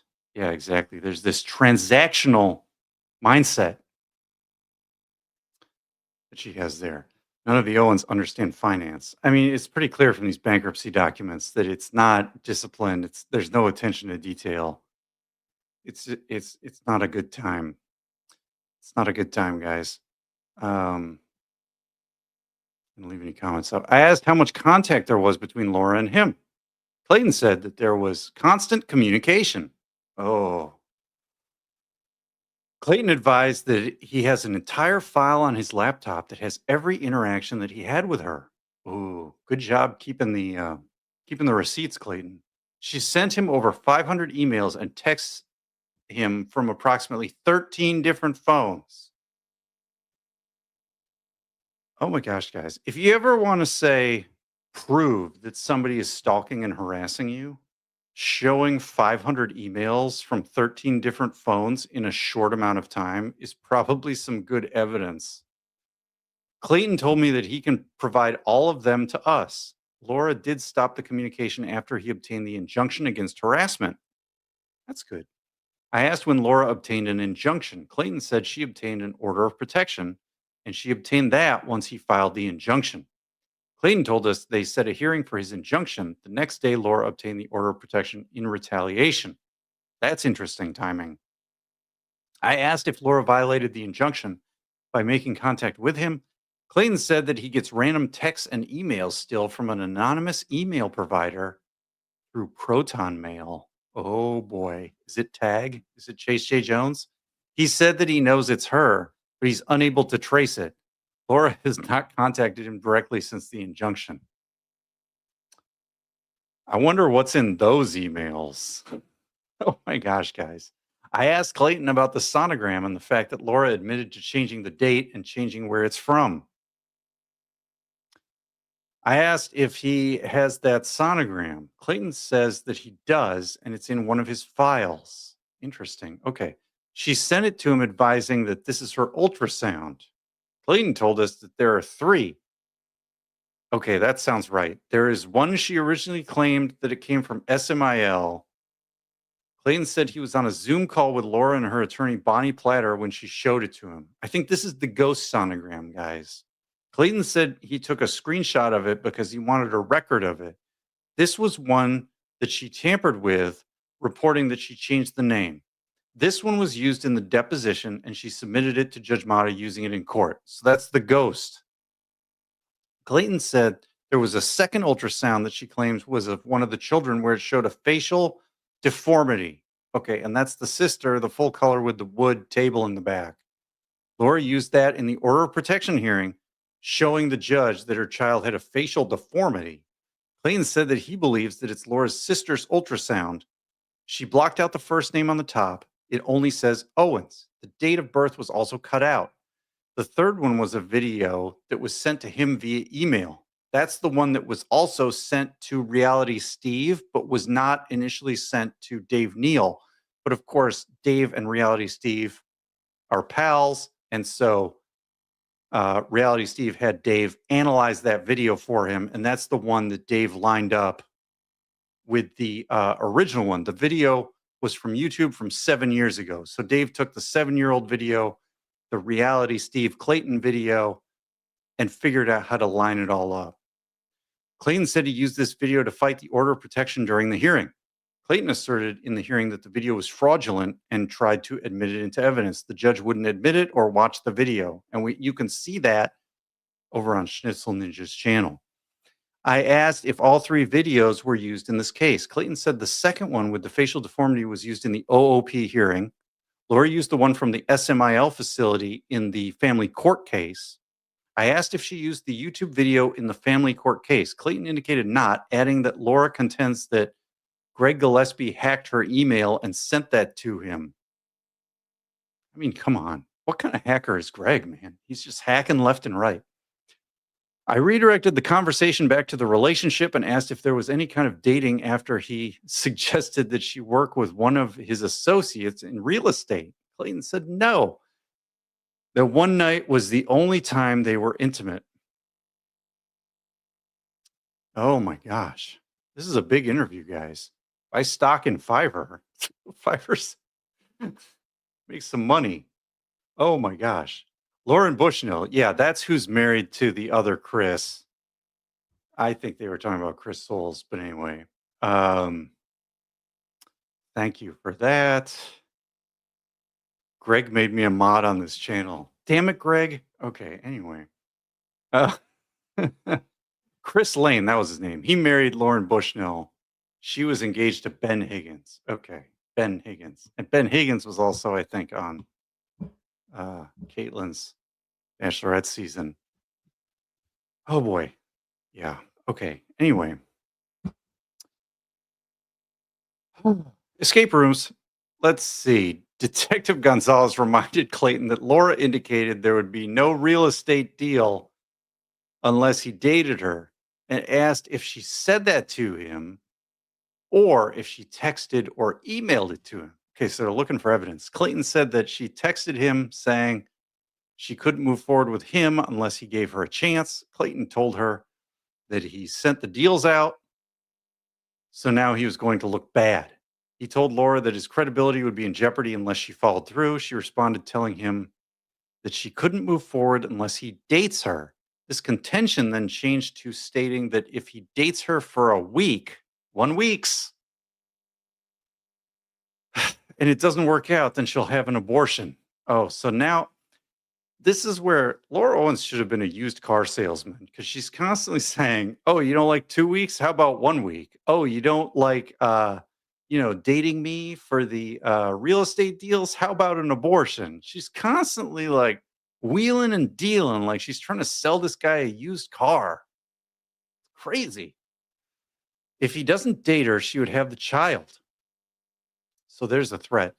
Detective Gonzalez said that he understands that she was threatening the real estate deal before she said she was pregnant. Clayton said yes. Interesting. Okay. So even before we get to the fake twins, she's manipulating him. And she then went to the Arizona State Department of Real Estate and tried to get his license revoked. Detective Gonzalez asked if she had already said that she was pregnant at that time. Clayton said it was all around the same time, adding that he cut off all communication and blocked her after day 8. Prior to that, Laura said that she could potentially be fertile and pregnant. At that point, Clayton told her that he was no longer going to represent her regarding real estate. Then on day 11, she said she was pregnant. She knows she's pregnant on day 11, guys. Oh boy. Laura was still moving forward with the Arizona Department of Real Estate, alleging he was violating his fiduciary responsibility. If she was so worried about her real estate deal, why didn't she just take the referral? Make the complaint after you take the referral. Clayton then reported that he had a letter that she sent, which he believes is an extortion letter. Oh, Laura said about a month ago that he either dropped this case or she was going to sue him for $1.4 million. And we saw that email go out before the June 10th hearing. Clayton viewed this as a threat that she was going to sue him regarding the 2 real estate deals that he dropped the ball on unless he dropped the case. Clayton said that this is in writing. He said that, yeah, they have that email. He said that she was going to get deposed. She didn't want to go to the deposition. Oh, yeah, it was right before the deposition. That's right. Thanks, guys. So she sent this letter to Clayton's lawyer. I asked who has the original letter. Clayton believed that his attorney, Greg Winnick, has it. At that point, she couldn't send anything directly to Clayton. Okay. So Winnick has it. Detective Gonzalez asked if that was the only time Laura talked about suing him for money. Clayton said that at one point, Laura mentioned that she had unlimited funds. So she threatened him, saying she would sue him and she would win due to this. And of course, this again is a contradiction to her testimony in the bankruptcy case, saying that she has no income and no assets or very little assets. Oh my gosh. J Raid, thanks, guys. Oh boy. A settlement offer, right? Let's settle or I'll sue you. Oh, it's a good paternity case when you have to look up the different seasons of The Bachelor, right? Oh my gosh, how's it going, Jay? Oh boy. Wait, what was this? Bad news for Laura and Jan. Laura won't follow the rules and she's in solitary, no calls allowed. I mean, maybe someday. We will see. Where were we guys? This is so wild. This interview is great, actually. I said that I understand she wanted to drop the paternity suit after she allegedly miscarried, but he continued on with the case because he wanted to prove that he was not the parent of the alleged pregnancy. Right, because you don't want the Sun publishing an article saying, "The Bachelor got this lady pregnant. He's a deadbeat dad." He's got to keep his rep up, especially if he wants to do sales and real estate and all that jazz, right? So he's got to clear his name here. And then he was also looking for her to be responsible for his attorney's fees. And that was an amazing move because at the beginning of the case, Clayton was pro se and he put all the correct statutes he needed to in his response to get the entire case all the way through to the end with the attorney's fees. Clayton said that Laura went public in September because he was trying to convince her to drop the suit. Laura refused and stated that she was going to go public, which she did. Laura then kept filing for mediations in family court. And of course, you don't need a mediation to tell someone that you've had a miscarriage if that's what you think has happened, right? So that again is just sus behavior. It's just this litany of suspicious behavior that ruins our trust. And we just don't have the ability to believe anything she says at this point. It's just we have no trust. At one of the mediations, Clayton told her that she needed to take a paternity test or submit ultrasounds or medical evidence to show she was pregnant. Clinical evidence, exactly. Laura agreed to a paternity test, but nothing happened, and the case was just sitting there. It then became public, so Clayton's mission then became to obtain a finding of non paternity. Clayton told us that Laura had the narrative to begin with, and everyone believed he was guilty. But then the narrative changed, and Laura wanted to close the case. Clayton said that at this point, she had already attacked his reputation and he wanted to clear his name. And we saw that with the Sun article, the arguing with people on Reddit, the Chase J. Jones alleged account, and he wanted to clear his name. Okay. What else you guys got? It's wild that Clayton knew to do that. Exactly. The guy's a pro. He should have gone to law school, maybe. I don't know. Let's see what else. Unlimited Photoshop money on her bank statement. Yeah, I mean, she said in the bankruptcy case she doesn't have any money or assets or anything like that. But then she said she had unlimited funds with Clayton. So that doesn't make any sense. Oh boy. Anyway, thanks, J Raiders. We got some J Raiders. Long time no see. Ahoy, ahoy, guys. What else is happening? Look at all these people. Amazing. Um, extortionment offer, right? All right, guys. Just want to make sure. Where's the Sun now? This is a good question. They should be publishing stories on the Patrick Jr. horse jumping equestrian who tried to escort the Bachelor by claiming a double fake pregnancy, right? We're in criminal court now. That should attract a lot more eyes. Rob says, and Bruce, it's all within 2 to 3 years. So the bankruptcy requested information, financial stuff along those timelines. Yeah, all these cases are within the timeline that the bankruptcy case can go back and look at. So that's very interesting. Let's see. So Clayton wants to clear his name. I said there were 2 other men before him. Clayton said there were 3. I said I was only aware of Michael and Greg. Clayton said there's another guy, M, but he doesn't want anything to do with this. Clayton said he doesn't know much about his story, but it sounded as if he was dragged into a similar situation where she claimed she was pregnant. I asked Clayton if he knows Greg Gillespie personally. Clayton said he does.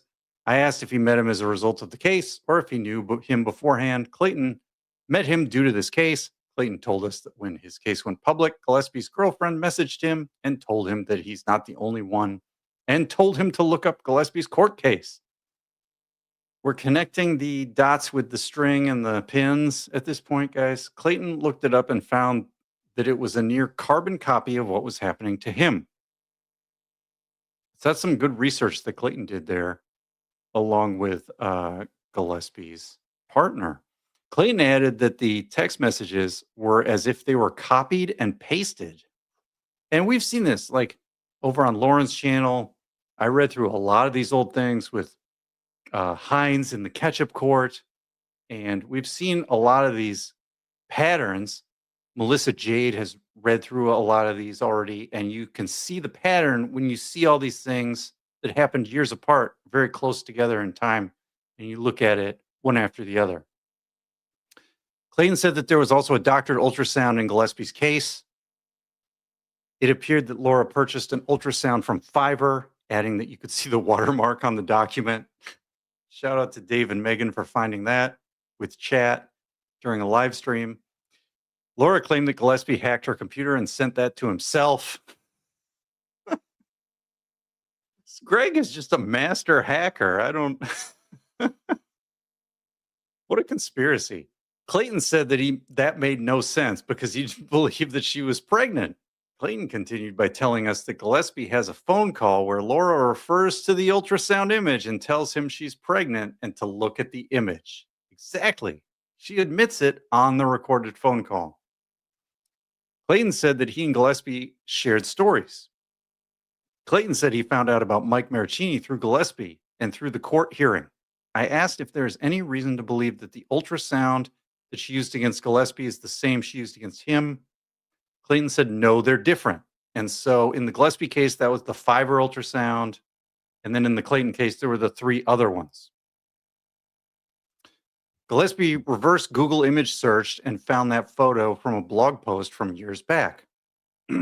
Gillespie brought that to court and it was compared to the others side by side. It was ultimately dropped. Oh boy. I said that I understand that Laura took 5 pregnancy tests, 4 were urine tests, and 1 was a blood test. Guys, you're claiming you're pregnant with twins and you have epilepsy. So it's a double high risk pregnancy. And all you do is get 4 urine tests and a blood test. Clayton said that Laura told him she did 11 HCG tests at one point. Okay, 5, 11, whatever. That's all you do?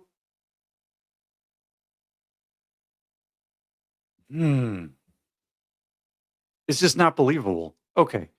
Clayton said he did have Laura take a urine test at his home, and she did come back as pregnant. I said that Laura indicated that he witnessed her urinate on the stick. However, he reported that she had stage fright, so the door was closed and he didn't actually see her. Clayton said she walked into the bathroom wearing tight fitting pants and she wasn't carrying anything with her. Unless she shoved something up there. This is like a spy movie. Clayton's plan was to sit there and watch her, but she said she couldn't pee with him there watching. Really? I don't know. Laura should not join the army. Okay. Clayton said that he closed the door and then at one point he pulled it back open and she said, whoa, whoa, whoa. Oh no, we got some whoa, whoa, whoa. Where does it say you can take my mom's phone? Whoa, whoa, whoa. Stop watching me pee. Clayton then apologized and closed the door and left it shut. She then came out with it. Clayton said Laura was already anticipating that he would want her to take the test. That's important because she's got documents and blogs and all this where she says, oh, he surprised me by forcing me to take a test when I came over. She was already anticipating he would want her to take the test. She told him that she brought a test with her. And she told him this, adding that she would use his if he had one. So it's not a gotcha moment for her that she passes this test. She was ready to pass the test. Clayton said that the test showed she was pregnant, but he believes that she was taking medications that would affect the test. I asked if things were still on a friendly basis at this time. Clayton said no. It was heated. Oh dear. It was at a point where she said she was pregnant and he needed to support her. And he said that he doesn't believe her. Clayton said he was trying to pull information from her and trying to catch her in a lie, trying to get her to drop it. He was trying to play it nice to see if she would let it go. Clayton said that he told her to come over that night so they could talk, and he was trying to let her down easy to understand they were not compatible and that they just have nothing in common. It didn't go that way after he saw the pregnancy test. She asked him to just hold her like she was pregnant. What? Cat, hold me like I'm pregnant. Guys, what troubles me most are the nuts stories that Jan tells the investigator. We're going to get there, guys. I can only go 3 hours tonight because then I got to upgrade my StreamYard. And when did I start? 9:30? We can keep going. We got another hour ahead of us, guys. We're just forging through this. I have my little caffeine boost. IB, it had to be said. Come on. Bruce was looking for that response. What'd you say, Rob? Did you know it's hard to say whoa, whoa, whoa with fluids in your mouth? Yeah, I mean, well, she's trying to take a leak. Spy movie. I say it's a prison movie if you're going to shove something up there. Yeah, that's better. Oh, boy. That cracked me up when I saw that earlier. This whole thing is this is an unbelievable story, guys. Can you imagine if they make this into a documentary? Are you guys going to be waiting up till midnight to watch the documentary when it drops, if they make one? Holy heck. This is so awkward, right? Hold me like I'm pregnant, guys. The next day, Clayton realized that something was wrong. I think something's been wrong from day one on this. He sent Laura a message telling her that it's likely she's altering her HCG by taking some type of medication. Laura then told him that she showed him the test, and how dare you? How dare you, sir? Clayton then told her that they should cut off all communication until she takes an ultrasound.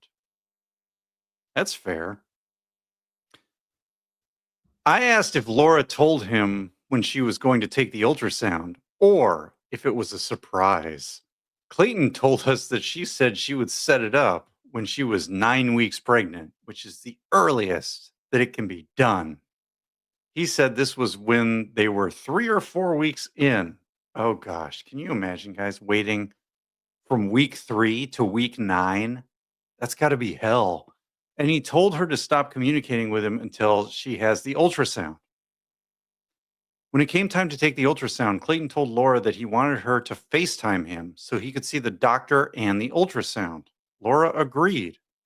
3 days prior to the ultrasound, Laura contacted Clayton and told him that she didn't feel safe considering the way he had been acting, so she was going to reschedule it.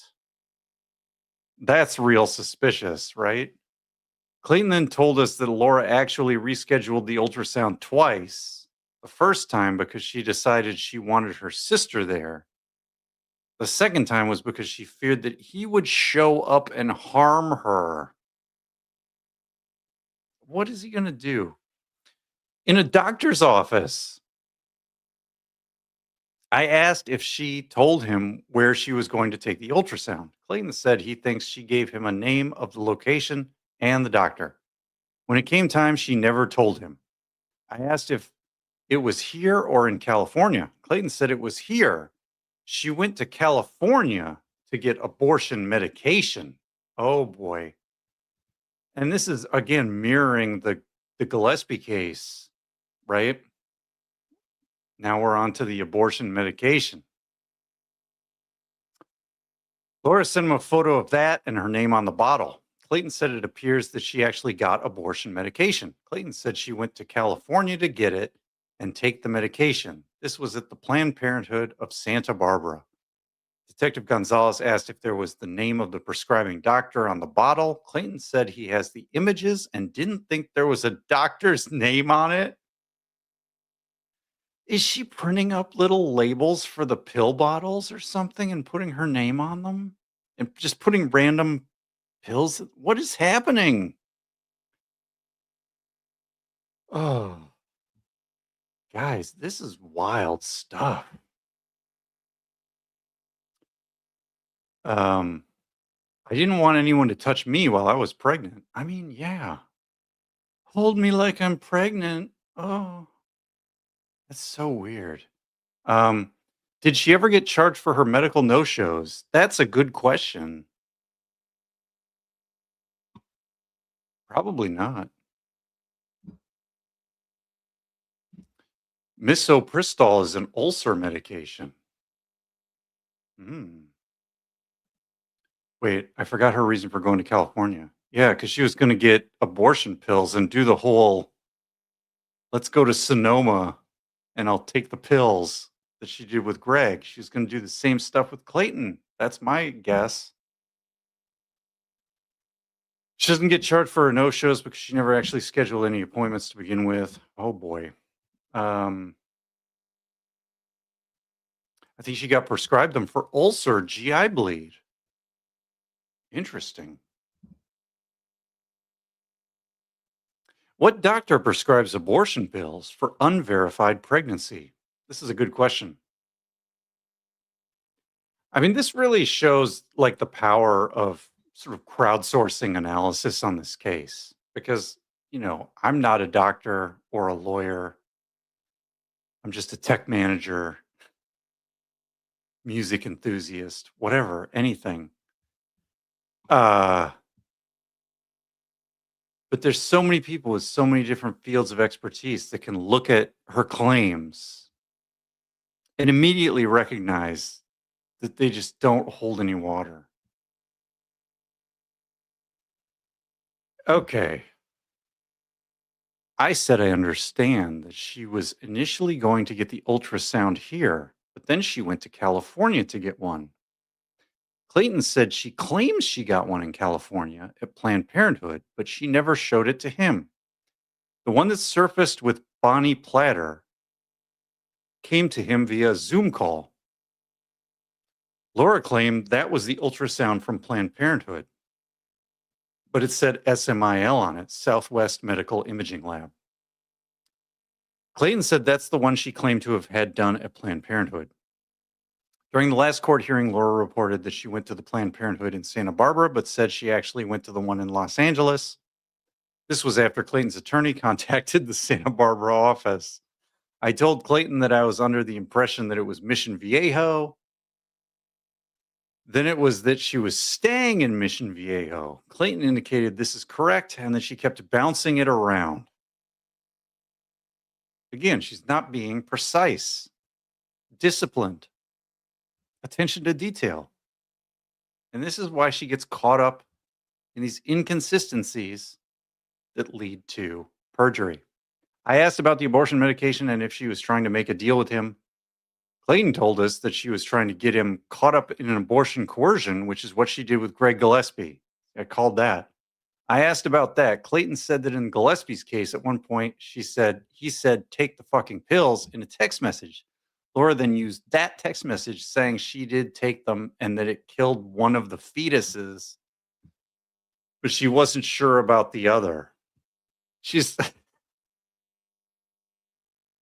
are these abortion pills like twin seeking missiles? Like I got one of them, but I got to take more pills to get the other one.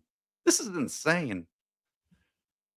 Clayton said that this was her way of holding on by telling Gillespie that she still might be carrying one. This is what Laura took him into court for, claiming that he forced her into having an abortion. Clayton feels that she was trying to repeat that with him. She kept asking in text messages if he wants her to take the pills. Oh, interesting. Clayton indicated that he would tell her that he told her what he would like her to do, but it's her body. She should choose what she would like to do. And of course, if she was being rational, she would do what she wanted to do instead of trying to make these used car salesman type deals. Clayton said that he never forced her, adding that he believes that she was trying to corner him into that same situation. Clayton said that early on, he did tell her that she should take the plan B, and she did show him the pills. She told him that she was going to throw them away if he didn't respond. Again, more coercive control. She then said that she threw them away. Next, she said she got them again and asked if he wants her to take them. Clayton felt that she was trying to get him to tell her to take the pills, and then she would run the same scheme on him, saying that she took the pills, but there was one that was still alive. I asked if there were any quid pro quo if she took the pills. Clayton said yes. She said she would take the pills if he dated her for a week. What a what a weird week that would be. There was always a dating contract stipulation. If the dating works out, she would take the pills and they could date and do this again at the right time. Then, if he doesn't date her, she was going to have the children. It's such a weird bargain. Clayton said it was the same thing with the paternity test. She would agree to take the test only if he agreed to date her for a week. I asked about the Ravgen DNA test. I said I understand that she scheduled and paid for the test, but he didn't show up. Clayton said that Laura agreed to take the test and pay for the test, and that she did sign up. Clayton said he signed up, and when he called in to confirm his time, they told him that he canceled, that they received a call earlier in the day. So she canceled his appointment and then said he didn't show up. That seems to be Clayton's testimony here. Clayton stated he knew it was someone from her camp, so he quickly called a facility to get a test back on the books. Clayton said he scheduled a test with Ravgen for that day in his name. Clayton assumes that since the initial Ravgen test was scheduled in Laura's name, she was able to call and cancel his test. That is wild. If I ever date again, I won't do it without a contract. I mean, well, at least spell 1 week right instead of 1 weeks. That's my only advice on that. Oh my gosh. Laura's probably having a hissy fit in the casita. I mean, she's been facing these charges for quite a while. I mean, I'm not adding. We're trying to understand this case. I'm sure she's had this document for quite some time. Hopefully, she and her defense attorney are working on a defense strategy, whatever that might be. Um, I was worried Clayton would show up to my apartment with his magic instant transporter, so I changed my clinic name. Yeah, I mean, right. What? What is he going to do at a clinic?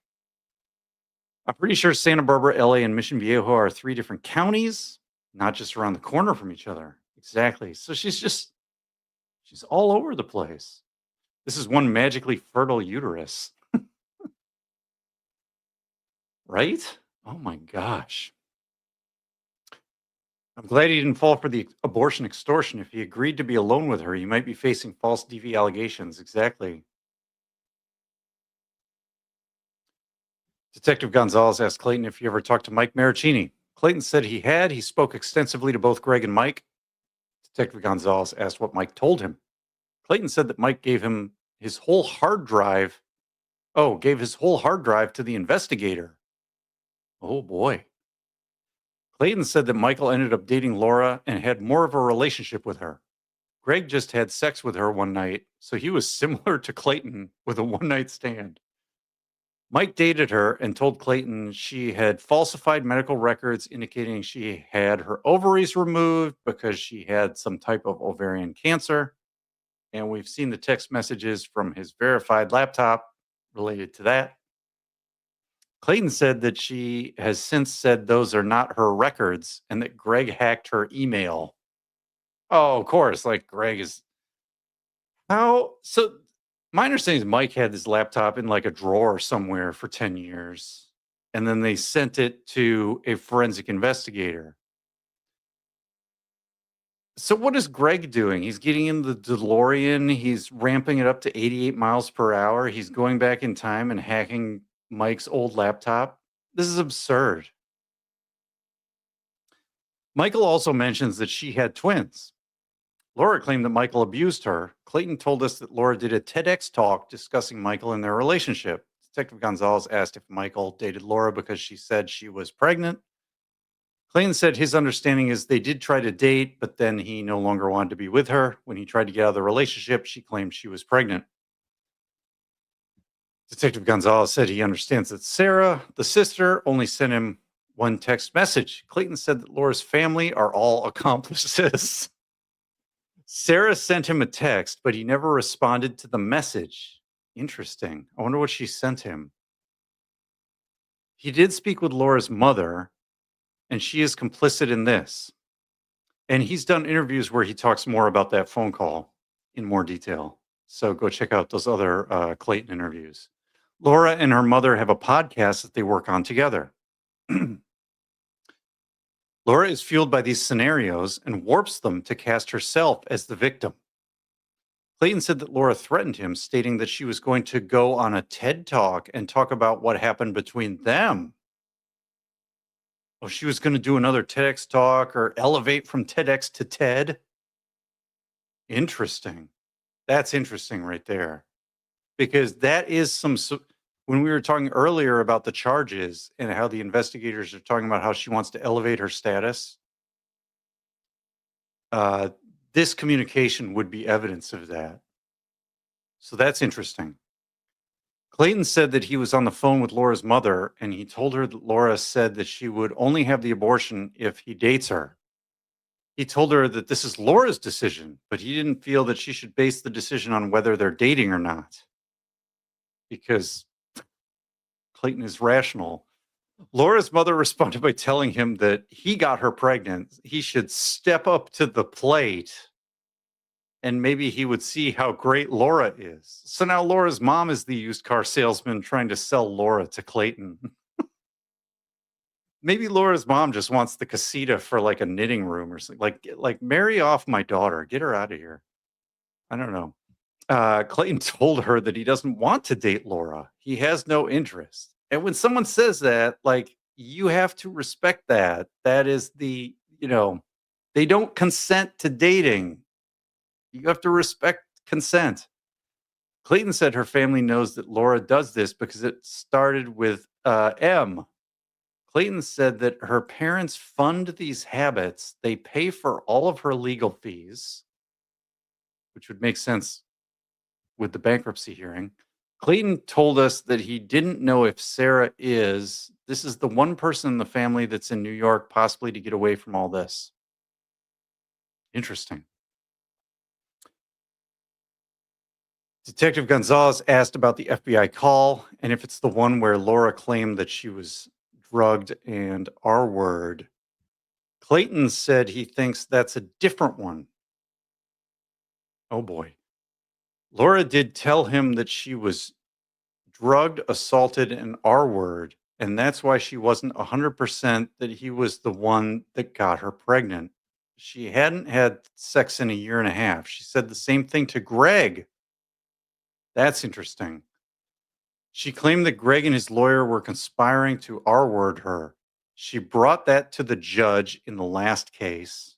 That was that ex parte email to the judge that she sent. The police showed up to the lawyer's house to talk to him about that claim. Jeez. I told Clayton that we would like to have the data that he collected on his computer and asked how much there is. Clayton said there's a lot. I told Clayton that we are going to get as much of the information as we can to conduct a proper investigation. Clayton said that he has everything in a file on his laptop. Clayton explained a little bit about what he has in the files and said that it's over 53 gigabytes, adding that it's a lot because he has 3 or 4 court hearings on it. Oh my gosh, they're going to need a 64 gigabyte USB thumb drive for the Clayton files. Whoa. Clayton said that she's going to do this again. And if she doesn't get prosecuted, she's going to feel invincible. She shows no sign of slowing down. As this court case was going on, she was right back on Tinder. Oh no, not Tinder. Clayton said she has no remorse and she's claiming that the judge is biased. Clayton then showed us the letter that he calls the extortion letter. Clayton said that tampering with the ultrasound was the big one and that she perjured herself so much. He said she was in court with a pregnant belly, quote unquote, in October or November. But she's now saying that she miscarried in July. Yeah, make sense. In court, Laura stated she was 27 weeks pregnant when she realized that she would have to have a death certificate at anything past 24 weeks. She changed her story and said she miscarried well before 24 weeks. Clayton then referenced the case involving Trevor Bauer. And Rob here in the chat just did a video with Big Tiff Dog on this Trevor Bauer case. So go check out Hey Rob's channel with Big Tiff Dog and their video on that. I think that was last weekend. I told Clayton that the Bauer case was different. Sure. There was no further information. This interview concluded. Clayton sent me a link to a Google Drive account containing the data that he had collected regarding the case. This includes, but is not limited to, court filings, video recordings of court hearings, contacts from Laura Owens, such as emails and text messages, the extortion letter, and sonograms. This information was uploaded to a file in OneDrive. End of report. Investigation continues. So Rob has a video from last Saturday. There's a lot of similarities. They're not exactly the same case, but there's some similarities, some parallels. I don't know what's going on out there in Arizona. Rob, you got to get it together out there. I knew I saw her somewhere. Oops, Tinder. Oops. Uh-oh. Maybe try Bumble, Rob, instead of Tinder. I don't know. Louis says mom wants to get rid of her. She's tried to pawn her off on any man who might be interested and has money. I mean, that's a good hypothesis. Oh boy. IB says I want to know when Jan will be indicted. Oh, well, we'll have to see.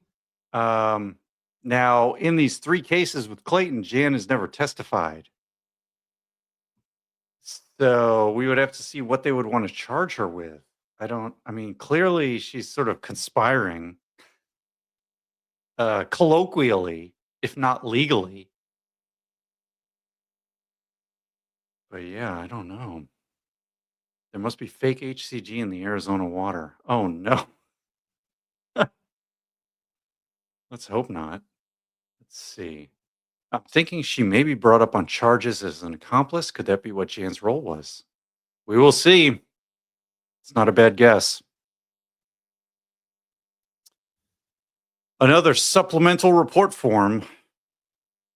All right, guys, we're on page 32. This is wild. It's going to take forever to get through, but we're going to do it because this is interesting stuff. During the course of this investigation, I reviewed the FTR recordings of the following hearings, which took place at the Northeast Court Complex in Phoenix, with the following observations. Okay, so the investigators are looking at the injunction against harassment case. This was in Judge Galketz's court. Plaintiff is Clayton, respondent is Laura.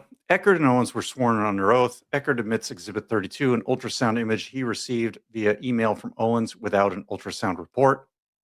Owens refused to authenticate the image because she doesn't want to perjure herself. Eckert feels that the ultrasound is altered, photoshopped. In response to Judge Galketz's question regarding the relationship, Eckert states that they engaged in oral sex one time. Eckert does not believe that this constituted a relationship of any kind since this was a one-time event. Eckert admits Exhibit 36, a flash drive file which contains an ultrasound video that Owens sent along with the YouTube video, Exhibit 34, demonstrating that Owens provided the YouTube video as her ultrasound. That's the Reality Steve video, I imagine. Eckert admits Exhibit 18, a screenshot of an email that Owens sent along with the ultrasound video, which Owens claimed was an authentic ultrasound of their children. Eckert admits Exhibit 34, a YouTube video from over 6 years ago, which is within the video that Owens sent him. Eckert admits Exhibits 1 through 13 and a bunch of other exhibits. These are items that tend to show harassment at the hands of Owens. These include compilations of emails and various phone numbers used by Owens. Owens' attorney, Josh Lopez, cross-examined Eckert. During this process, Eckert confirmed he's a real estate agent and that in May 23, he and Owens had been intimate. Eckert also agreed that Owens had claimed since then that she was pregnant. Eckert told Mr. Lopez that he questioned that she was pregnant and that he gave her opportunities to prove that she was in fact pregnant. Eckert reported that Owens had refused to allow him to speak with her medical providers. Eckert agreed that there were back and forth messages early on concerning terminating the pregnancy. Eckert agreed that he invited Owens to his home to take a pregnancy test. Mr. Lopez and Eckert discussed back and forth messaging regarding a paternity test at RavGen. Eckert testified he had an appointment for the RavGen paternity test. However, someone unknown to him canceled the appointment. We need the X-Files music. When the test was finally completed, it was determined that there was little to no fetal DNA. There didn't appear to be an outcome either way. On rebuttal, Eckert testified that to date, Owens had not been able to prove that she was 5 months pregnant with twins. That's pretty key. Eckert maintained that the HCG tests can be manipulated and the sonograms did not have reports with them. Eckert stated that no doctor has ever stood behind the tests. Good point. During this time, it can be seen that Owens is attempting to bring attention to her abdominal area, which appeared to indicate that she's pregnant. And of course, we know a stomach is not clinical proof of pregnancy. But it's interesting the investigator notes that. Oh my gosh. 14 phone numbers, 14 charges, 14 fake babies. Oh no. Reality Steve called me a dumbass. If Reality Steve called me a dumbass, I'd go put the quote on my LinkedIn profile. That's probably what I would do. I'd be like, look at this glowing recommendation. I'll never forget watching her lift her fake belly over her boob. I mean, it definitely, the things that seemed odd to me was that she was standing up for a very long time. And when you talk to women who've gone through actual pregnancy, they say, no, you don't want to stand when you're that pregnant, 20 plus weeks, you don't want to stand up for like 2 hours straight. Also, you need to go use the restroom all the time. And she never did that either. So to me, it was all very suspicious for those reasons. Less about the physicality of the stomach. But a lot of people feel very strongly about it. And the drinking the Monster energy drink. Yeah, you're not going to do that. Like you might be able to get away with a half calf coffee or something, but anyway, Mr. Lopez took testimony from Owens asking how she met Eckert. Oh, that's going to be exciting. Owens reported that he was her realtor. Mr. Lopez asked if she had become intimate with Eckert. Owens reported she did. Mr. Lopez asked if it was Eckert who got her pregnant. It's a claim. Owens said yes, adding there's no possibility that there's somebody else's. Oh dear, that could be perjury. Mr. Lopez reminded Owens that she was testifying under oath. Good job, Josh. Owens acknowledged that. Owens stated that she found out that she was pregnant on June 1st. Owens reported she also advised Eckert that she was pregnant on June 1st. Owens testified that upon learning of the pregnancy, Eckert told her the baby should be put up for adoption, or one of them would have 100% custody. I mean, the guy's probably going out of his mind. Owens added that Eckert also told her that he would move out of state with the child, and this is why she pressed for a parenting plan. Oh boy. I mean, you can go to court, but be prepared for the consequences of doing that. Okay? You better bring good evidence to court. You can say you're pregnant with twins and not see a doctor and not get ultrasounds and not get fetal heartbeat monitoring and go in the woods and have your feral pregnancy. But as soon as you go to court, there may be consequences for your actions and your claims. Owens reported that Eckert invited her to his home on or about June 17th to talk. Owens stated that once she was there, she told Eckert she would order a pregnancy test. She stated Eckert already had one. I thought she brought one with her. That's what Clayton said. Owens stated she took the test in Eckert's presence. Owens reported she peed on the stick right in front of him, and it came up positive. Eckert then threw the stick away. Oh, you want him to frame it and put it on the wall? Court clerks don't get paid enough to deal with this kind of nonsense, right? I mean, that's why I'm here. I'm here to deal with the nonsense, guys. She was 1,000,000% pregnant, which is false as there's no more than 100. Yeah, 100 means you're pregnant once. 1,000,000 means you're pregnant like 10,000 times because it's 1,000,000 divided by 100. And then that's how many items you have. That's a lot of babies. Oh boy. Um the the duty belly was a neck pillow. Oh no. That's maybe all right. I get this. What is going on? At least the criminal case is necessary. Yeah, for sure, right? Um, I mean, don't get me wrong, the state still has to prove their case to a jury or to the point of making a plea deal. So they have to do that. But yeah, this is a lot. During the testimony, Owens reported she had attempted to schedule paternity testing with Eckert, but he was unresponsive. Owens stated that in August, she paid for and scheduled paternity testing and requested Eckert to schedule a time with the lab. Owens testified Eckert didn't comply, so the test was canceled. And of course, his argument is somebody canceled his appointment. So we have a he said, she said disagreement here. Owens reported that the family court case was filed on August 1st. Okay, so she gets to 8 weeks and files the family court case after the one night stand. Owens testified she took a paternity test earlier, or no, from the time she claims she's pregnant, 8 weeks. Owens testified she took a paternity test earlier in October 2023, and the results were that there was little to no fetal DNA and that a retest would need to be done. Owens reported that the testing is still ongoing. Oh, the testing is ongoing. I mean, here's the thing. And again, this is why she's manipulating language a little bit here because RavGen gives you a result from the first test. The result is little to no fetal DNA. If you do another test, a retest, you will get another result. So when she says they don't have a result indicating paternity, and she says, no, the testing's still ongoing, you have an initial result and you are in a state where you have no paternity determination. And this is the point Deandra kept trying to make. As we sit here in court, you don't have a paternity determination yet.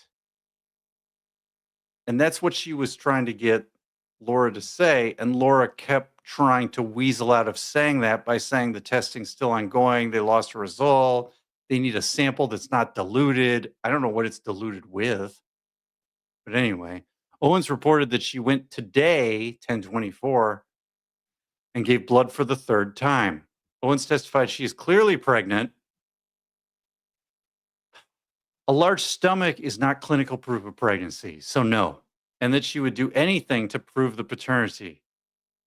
Then you go get fetal heartbeat monitoring and you go get a series of ultrasounds with an OBGYN that you consistently use.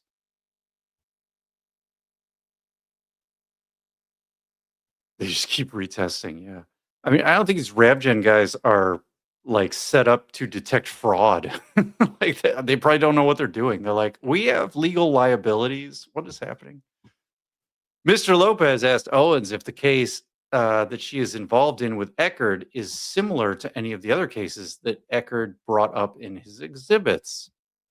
Owens said no. Mr. Lopez asked if that's an ongoing case. Well, that's an opinion. Owens responded by saying that it's been ongoing for 2 years, and that his attorney dropped out of the case. Owens testified that there was never an ultrasound presented in that case, that it was too early on. So here we've got more on the record, incorrect information, because we clearly have the Greg Gillespie recorded phone call where she's talking to Greg about the ultrasound that she sent him. She continued by stating that the pregnancy was proven to him by a nurse practitioner by tons of medical results. This is science enthusiasts do not go around talking about tons of medical results. Absurd. The hearing was stopped at this point and was continued to 11/2/23. Okay. And this was the hearing that Clayton didn't even know everybody was watching, because it was live streamed from the court cameras, and he didn't realize that everybody would be watching. The hearing continued at 10:58 a.m. in Judge Calquez's court. Eckert is now represented by Deandra Arena. Attorney Josh Lopez continues to represent Owens. Owens is present via Microsoft Teams. And that is thanks to everybody in the community helping Clayton, who had just bought a house, do a GoFundMe to put a retainer down for Team Woodnick here. Mr. Lopez admits Exhibit 38. Owens identifies this as a video of her pregnant stomach, which she indicates was taken at the request of Eckert. Owens indicates this was taken in September. Owens reported that this video was taken to prove that she was pregnant. And again, you don't just take a video or a photo of your stomach to prove you're pregnant. We're not, we have real science. This is so jank in terms of trying to create proof. Mr. Lopez admits Exhibit 40. Owens identifies these as text messages that Eckert sent when he found out she was pregnant. Owens reported that the text messages proved she was truthful. Owens testified that she went to Eckert's home and took a pregnancy test in his presence. I don't know how the text messages prove you're truthful. Mr. Lopez admits Exhibit 47. Owens identifies this as an email received on September 17th from Eckert indicating he was not bothered by her bringing the situation to the media. Interesting. Mr. Lopez admits 37. Owens identifies this as a video of Eckert telling his Instagram followers that the paternity test was back and he's not the father. I mean, here's the deal. You get a result back, and if it says little to no fetal DNA, it's like a gate that opens and you go on to the next step. If you're going to say, well, let's do another test, then you go on to step 2. But at least, you start out. The initial condition of life is that Laura is not pregnant and Clayton is not the father. That's how everything starts, initial conditions, right?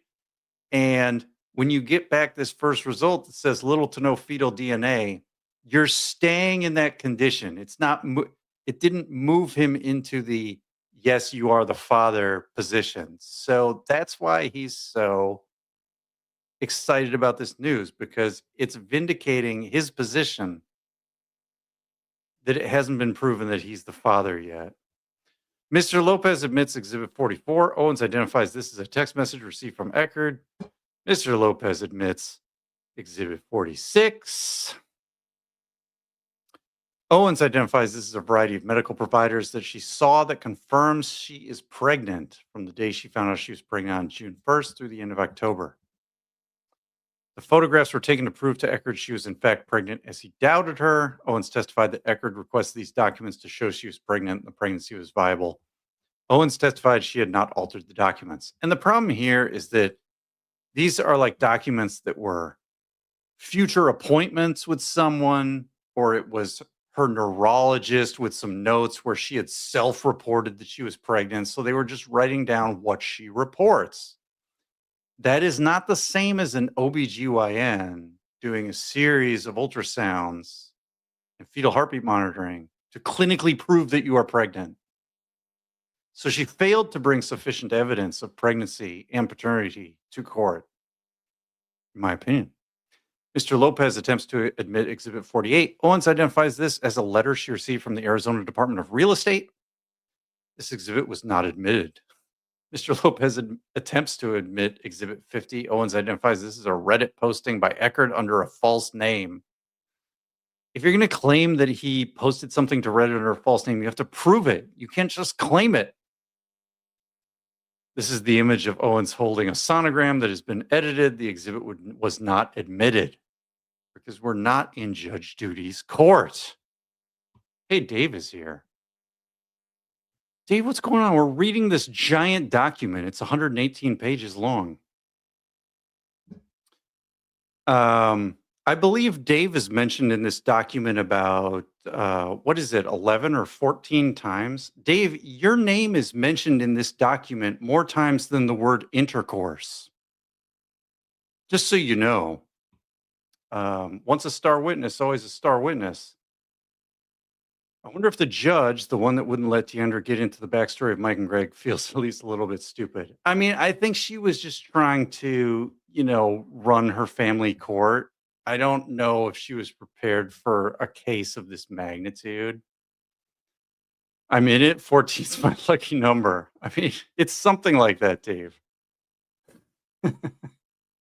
Steve Intercourse, Neil. Oh, no. Hashtag, get that trending. Dave was right about everything. I mean, kind of, yeah. Let's see. This is amazing. What else do we got? Ms. Arena cross-examines Owens. Oh, boy. Ms. Arena confirms with Owens she understands that she was under oath on the previous setting, October 24th, and also today. Get ready for the perjury. Owens acknowledges that. Owens denies wishing to change any prior testimony. Ms. Arena asks Owens if it's her position she's pregnant with alleged twins. Owens says this is correct. Owens reviews her list of medications and states she has been diagnosed with depression and epilepsy. Owens testified she is 24 weeks along in her pregnancy and that her due date is February 14th, 2024. Eckert twins coming Valentine's Day. Owens testified that there is no chance that her alleged twins are anyone else's other than Eckert's. After an exchange between Owens and Miss Arena, Owens reported that she provided 3 samples to the lab. However, only 2 had been tested. And those were the little to no fetal DNA. Ms. Arena refers to Exhibit 46 and states that this is a screenshot of an upcoming appointment with Dr. McCool for July 24th, 2023. Of course, that's not clinical proof of pregnancy. Ms. Arena contends that anyone can go online and make an appointment with Dr. McCool. Ms. Owens denies this, indicating the referral is required and she had to send records first. What records? Ms. Arena told Owens that this was not the first time she had alleged that she'd been pregnant with twins in the past 2 years. Owens stated that this is not correct.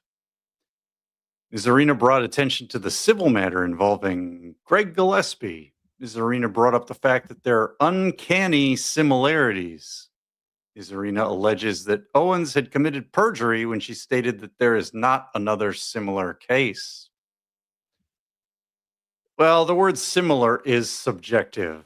But I think most reasonable people would look at these cases and call them similar, or at least say that there are similar aspects to them.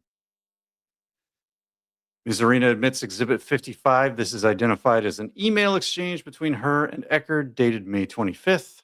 In the email, Eckert tells Owens he is debating filing a police report and asks her to leave him alone. Ms. Arena admits Exhibit 56. This is identified as an email between Owens and Eckert dated June 28th. Owens tells Eckert that he has control over the pregnancy if he agrees to date her exclusively and if they care for each other. Ugh. Ms. Arena confronted Owens that this is the exact same statement she made to Gillespie in July of 2021. Oh, dear. The exact same used car salesman techniques. Ms. Arena asked if it's true that she alleged she was pregnant with twins with Gillespie in June of 2021. Owens said no. This was an email that he doctored in 2021. Hacker Greg strikes again. Owens testified that she never said she was pregnant with twins. And of course, we have the Greg Gillespie phone call recorded audio where she is talking about twins. The order against harassment was issued after closing arguments. All right, guys. Then the investigator looks at the order of protection hearing. This is plaintiff Laura Owens, respondent Clayton. This is in Judge Duty's court. And we got about 20 minutes left, guys, before I have to call this live stream. We'll see how far we can get. This is getting spooky, right? I think we need to throw a first birthday party on Valentine's Day for the Tonsil twins. I mean, they were supposed to be born a long time ago. They're probably walking around by now. I don't know. February 2026. What would they be? Would they be 2?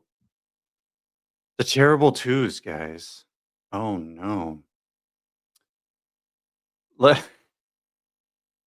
He doctored an ultrasound to persuade himself she was faking pregnancy, right? All this Greg hacking is just so absurd. It's absurd, guys.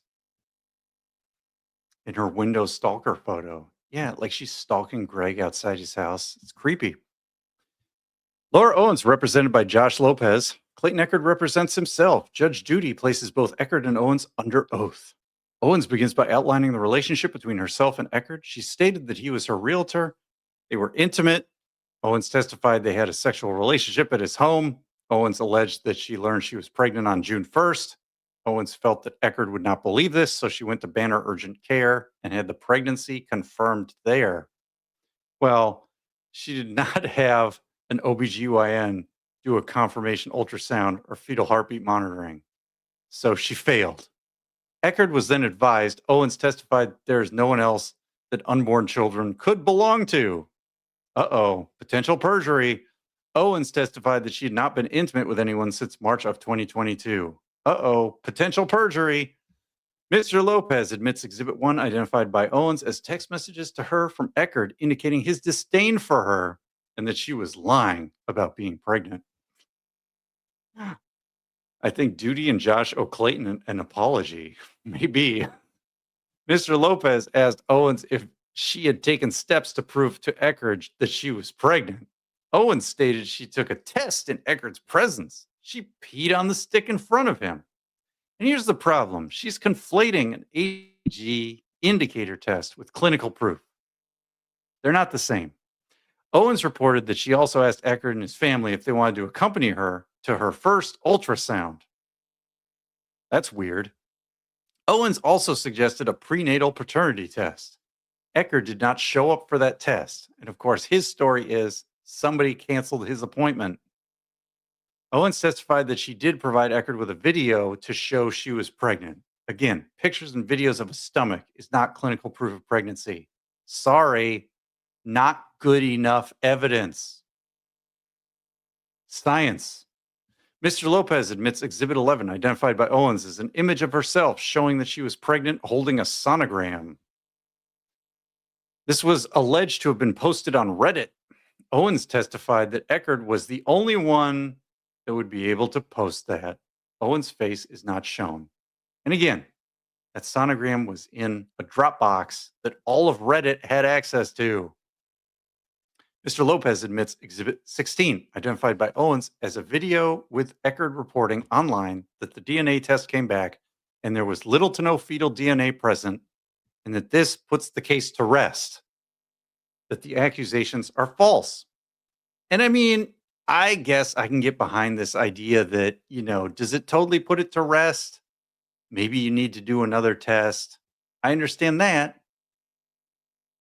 I think the reason Eckert is reporting in such a celebratory manner is that because, little to no fetal DNA, the hypothesis is that the person's just not pregnant. And if the person's not pregnant, then he can't be the father. Mr. Lopez admits Exhibit 16, identified by Owens as an audio recording of a telephone conversation with the DNA lab, indicating that the testing was not completed as of the date. The laboratory personnel stated that they need another sample from her. Owens discussed harassment that she is suffering and that people are saying that she's crazy and has done this before. Now, here's the thing. People on YouTube or Reddit or Discord or wherever talking about a public case, reading publicly available FOIA'd information, body cam footage, documents, docket documents. That's not harassment. Nobody is contacting you directly. And if people are saying you're crazy and you've done this before, that's their right to say that. Owens testified that she has never had a paternity case against anybody. So she's nitpicking this detail like, well, I never filed a paternity case against Mike or Greg, so the cases must be completely different. But that's not the pattern that they're looking for here. However, she does have orders of protection against 2 men that she got pregnant by. Sure is getting pregnant a lot and not ending up with any kids. Mr. Lopez asked Owens if she is pregnant. Owens stated that she is. Mr. Lopez asked Owens to stand up for the court. Did she do a little twirl? Not this time. Eckert asked Owens if she sent him an ultrasound video via email. Owens says yes. Eckert asked if she also sent him an ultrasound photo via email. Owens said yes. Eckert asked Owens if she had an ultrasound report that goes along with the ultrasound image that her lawyer showed him. Owens said yes. That's interesting. Where is that report? Eckert asked why she had not presented that as evidence. Owens says she offered him a HIPAA release to get her health information. Yeah. However, he didn't get back with her. Does he have to date her for a week to get a HIPAA release? When questioned about the stipulation to date him exclusively regarding the paternity test, Owens said that this was done for the early test. She would have waited until the children were born and had the test done. Eckert asked Owens if she would agree that only oral sex occurred the night they were intimate. Owens said she would not agree. Eckert asked if they had sexual intercourse that night. Owens said yes. Eckert testified that the fetal DNA tests all showed little or no fetal DNA present, and that Owens has never been able to prove she was pregnant with his twins. He has requested it and has not received the proof. And we need clinical proof. Owens has not allowed him to speak with any of the doctors that have administered ultrasounds. Suspicious. Eckert testified that Owens attacked him as a public figure. Eckert said that he has a following online from a reality show on public television. Public television? Like PBS? Anyway, Eckert stated that Owens opened the family court case against him and then leaked that to the Sun tabloid anonymously. When questioned, Eckert reported that he has evidence that Owens threatened to go public. And we've seen those emails up at the top of the document. We read through those at the beginning. Eckert admits Exhibit 34 and 35 threats to post information regarding her pregnancy and due date. Eckert admits Exhibit 53, 2 screen recordings. One is an ultrasound video that Owens sent to him and that she admitted sending him earlier in the hearing. The second is a YouTube video from 6 years prior that contains the same video that Owens sent him, later disallowed. Eckert plays Exhibit 53 and explains what the video is meant to show, that the videos are the same. Eckert reported that he was tipped off to this video from his followers. After objections and discussion, Judge Judy disallowed Exhibit 53 because Judge Judy doesn't understand YouTube. Oh boy, Mr. Lopez cross-examined Eckert, asking him if he had sexual relations with Owens. Eckert said oral sex. Mr. Lopez asked if it was correct that Owens sent him an email indicating that she wanted to go to the press. Eckert said that she did and agreed that he responded by saying that he was unbothered by it going public. During closing remarks, Eckert states that he is a public figure and is trying to protect his reputation. Everything that he does is based on his reputation, and he has lost thousands of dollars due to those accusations. Eckert stated that he sells real estate, he speaks about mental health around the country, and he trains clients online. Eckert said that he has evidence that proves he is losing money due to these claims. And this is probably, I think, out of all of these cases, Clayton has the best case for potential uh, in terms of defamation, a defamation case, because if he lost out on particular jobs because of Laura Owens emailing those employers, or potentially from the Chase J. Jones claims, I think he has a reasonable defamation case. Of course, prosecuting all that is expensive, and Laura claims she doesn't have any money, so there's probably no point in doing it. But I think he has the best analytical case for defamation. Judge Duty had questions regarding Exhibit 11, an image of Owens displaying her pregnancy along with a sonogram image. This image was posted online, and we talked about this. This again is the Halloween costume meme with the sister sonogram in it. Eckert denied posting this image. Owens testified that she had not sent this image to anyone other than Eckert. Then why was it in a Dropbox that all of Reddit could access? So this is incorrect. Incorrect testimony. The judge considered the testimony and evidence and issued the order of protection. Thanks, Judge Duty.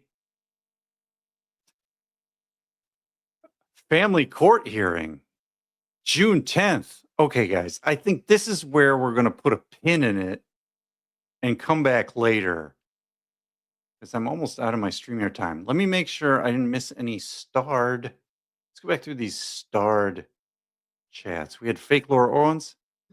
Happy Friday. All the best. IB, payment in advance for dramatic Jan reading. Yeah, we're going to get there, guys. We're on page 38 out of 118, and we've been going for about 3 hours. So that probably means we need another 6 hours to get through this document completely, depending upon how much is redacted. If Bruce got $1 for every oh boy that's about to be said tonight, he'd be easy thousandaire. Yeah, right? Oh, it just blows my mind. And it's like, oh, geez. Fake Laura Owens. My twins are from Hoboken, New Jersey. Oh, no, they'll never be able to read. Oh, poor twins. I mean, they're only 2. We can't expect them to read yet. Fake Laura Owens. I better be a mod. Oh, no. That sounds like danger. I'm in danger. What do you mean it's redacted, sir? You good, sir? I mean, this document has redactions. What do you want me to do with it? I wonder if the judge, the one that wouldn't let Deandra get into the backstory of Mike and Greg, feels at least a little bit stupid. Yeah. I mean, I think they're just trying to focus on the matters at hand.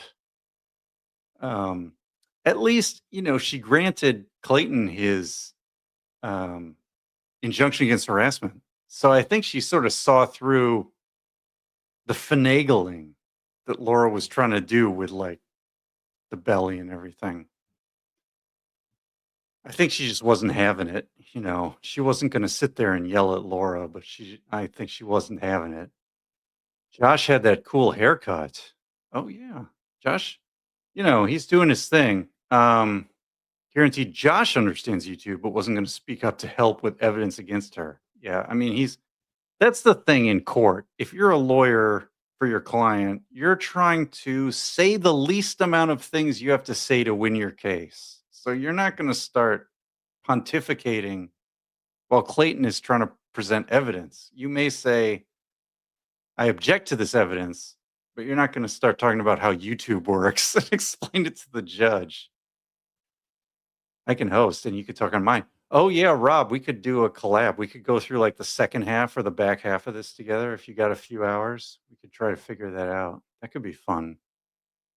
Rob is fancy with unlimited StreamYard. Yeah, I mean, I could go turn paid StreamYard on. I just don't feel like doing it today. In any case, okay, we're almost at the top of the half hour. Jinger's blog. Jinger's blog is going to have to wait. I mean, honestly, that guy, I don't know what he can say. He's not litigating the paternity case. He never explained why he believes Laura was pregnant. He got ripped apart by Rachel Juarez, Reality Steve. I mean, I think the guy's kind of, I don't know, at this point, he's kind of irrelevant. What's he going to do? He's maybe a witness in this criminal case. I don't know. If the guy could have convinced me of a good argument in the paternity case, the time to do it is years ago. What's he going to do now? Dave says, Bruce, how does it feel knowing how right we were with all of this? Well, I mean, it's to me, it's not about being right. It's about I want to believe as many true things as possible and disbelieve as many false things as possible because then I can make good predictive models of what to expect in the future and how to live my life, how to interact with other people, how to look at evidence. I'm just looking for good evidence in this case. And I think as we went along, when I was in the van driving around, camping and stuff, sometimes I didn't have a great signal or whatever. So I actually would download on YouTube. I have the YouTube Premium. I would get Dave's old videos on this case. And I listened to a lot of them. And the thing I noticed, if you go back and listen to all those old videos, is how much grace there was. Laura will concoct this story of everybody's harassing me and saying all this stuff that's wrong on YouTube. We just looked at the evidence. If there was a court document, we looked at the court document. If the RabGen test came back little to no fetal DNA, we said, okay, this is really suspicious. Let's see what the next test says. So all along, it was just, can we go along and follow the evidence and draw a rational conclusion? And if somebody can come along, if Jinkers can come along and convince me that I'm wrong and he's right, I'm ready for that. He just couldn't do it. I think the hardest part, or the part that I feel pretty good about, is actually when she was trying to do the harassment case in LA court against Dave. And we, kept going and fought that and until the point where she dismissed it and it got kicked out or whatever. And there was no temporary restraining order because the judge kicked that out.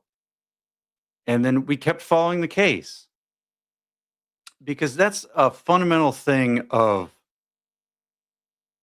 free speech, free analysis, court transparency. Is the court doing the right thing? Like we just looked at all this stuff Judge Duty did. He didn't understand YouTube and he got the answer wrong. And now we know. Transparency is very important. To me, it's about being right. I mean, it's fair. It still feels good to be right. I mean, yeah. Oh boy.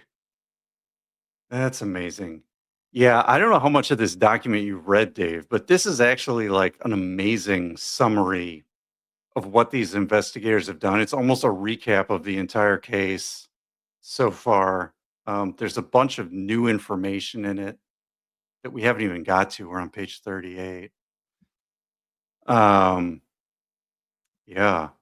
Tasha has a hard time getting updates. She's got a lot on her plate and feels bad for Laura. I mean, yeah, here's the thing. I look at it like in this bankruptcy hearing, we went over the audio, right? And it's a sad story. Like, here's someone who's 35 or 36 years old, doesn't have any income, has basically no assets. Like, that's just sad. That's financial irresponsibility. And there is a sad aspect to that. And then at the same time, as you go through this investigation form, there's clearly crime. And you have to say, look, this has to have a consequence. You can't just tamper with evidence and do perjury and do fraud and threaten to sue Clayton for $1.4 million, threaten to sue Dave Neal for $1 million. There has to be some consequences at some point, and that's what the judicial system is there for. It's doing its job. We're reading the results. and we will keep going. As they say, investigation continues. I'm going to read it tomorrow night. I want to have enough time and energy. Exactly. This thing is big. It's a it's a bad Larry. That's for sure. She put herself in that situation. Yeah, exactly. There has to be a consequence. You have to learn a lesson. Repeated crime. The prosecutors have filed for aggravating circumstances, which is not uh, good for her. Mhm. Most crime comes from despair in one way or another. Yeah, it's comes from desperation or bad choices, and it could be bad choices over a very long period of time that just aggregate up until you do something you shouldn't do. But I agree with this. She acted with malice and feels no remorse. It certainly seems that way. It certainly seems that way. Personally, I know she wrote a new Medium blog, which I'm not going to read on this channel, but in my opinion, the judge should revoke her release on own recognizance because of the self-harm threats she made in that blog. I don't think self-harm threats in a public blog are consistent with uh, indictments with felonies being released on their own recognizance. Anyway, we are at 3 hours here, so I'm just gonna read these last few comments. If you guys have any other questions or anything, I will set up a time to go over the other 60 something pages of this document. This is wild stuff. It gets wilder. It gets wilder, guys. We're gonna go through it methodically with a fine-tooth comb. And Rob says, I noticed in the filing from the other day, the word dangerous keeps coming up. Interesting word to use. Exactly, Rob. Yeah, she keeps threatening that, and no one does anything about it to help her and not hurt her. Yeah, I mean, if these self-harm threats are serious and her family and friends are doing nothing, that is negligence as well. Um, so there we go. What color are my eyes? I think they're kind of blue. Anyway. All right, guys, I'll let you get going. This has been wild. We're almost at 3 hour mark. We got 259 people here. It's 12:30, half an hour past midnight my time. But this is kind of an amazing document. I want to go through it because I want to understand the mindset of the investigators. Like, this is the investigators' summary of things we've seen and have been rewatching over and over again for the last year or so. So it's very interesting. Okay. Thanks, guys. If you stuck around this long, thanks for your time. I am Bruce the Moose in Wisconsin. This is the Bruce the Moose Show. Have a good one.